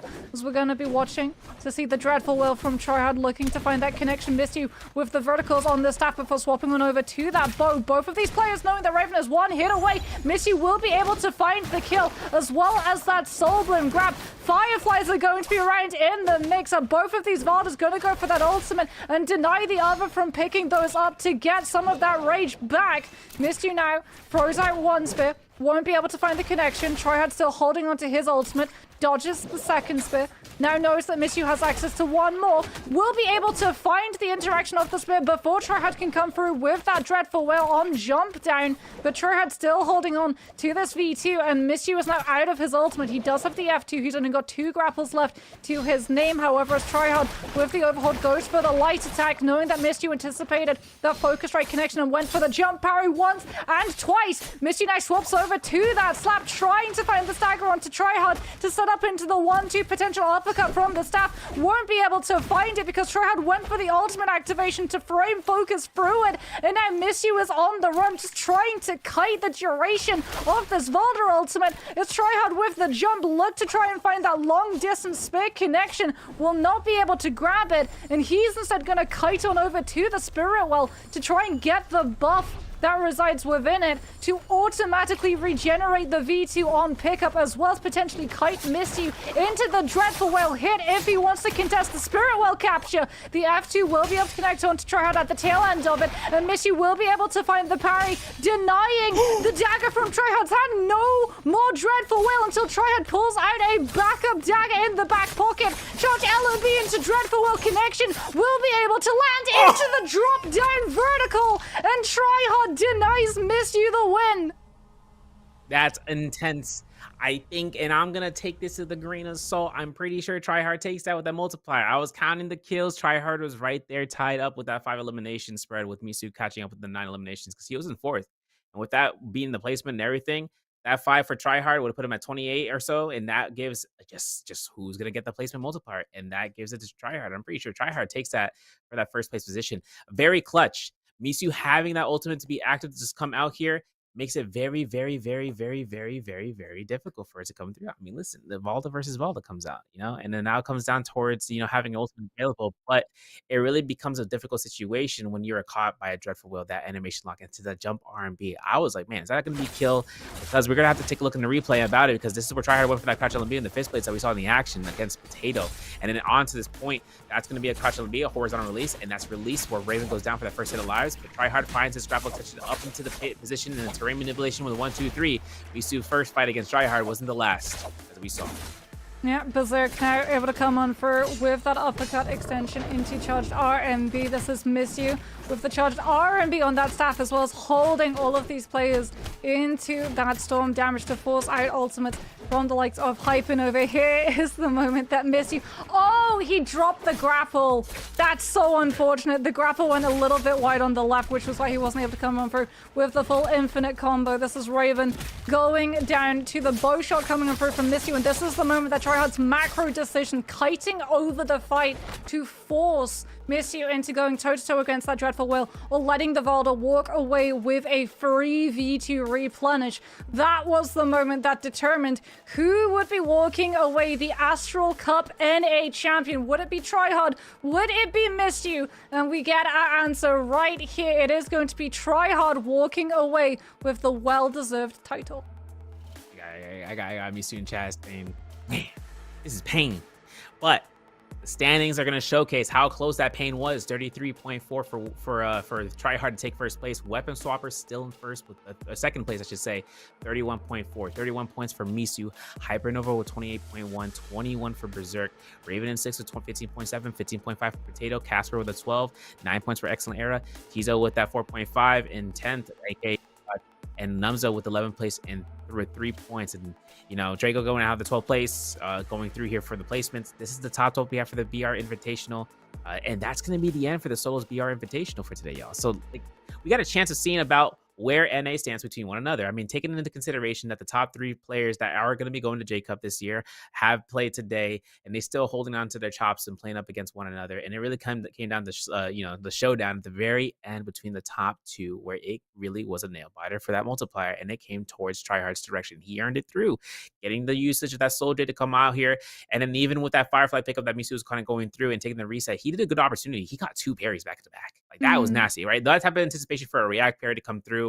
Comes out with no moniker alone, and then burning out every single one of those skills. I know he's kind of like, I'm gonna look back in terms of everything just to make sure I can get susceptible to not let that happen ever again.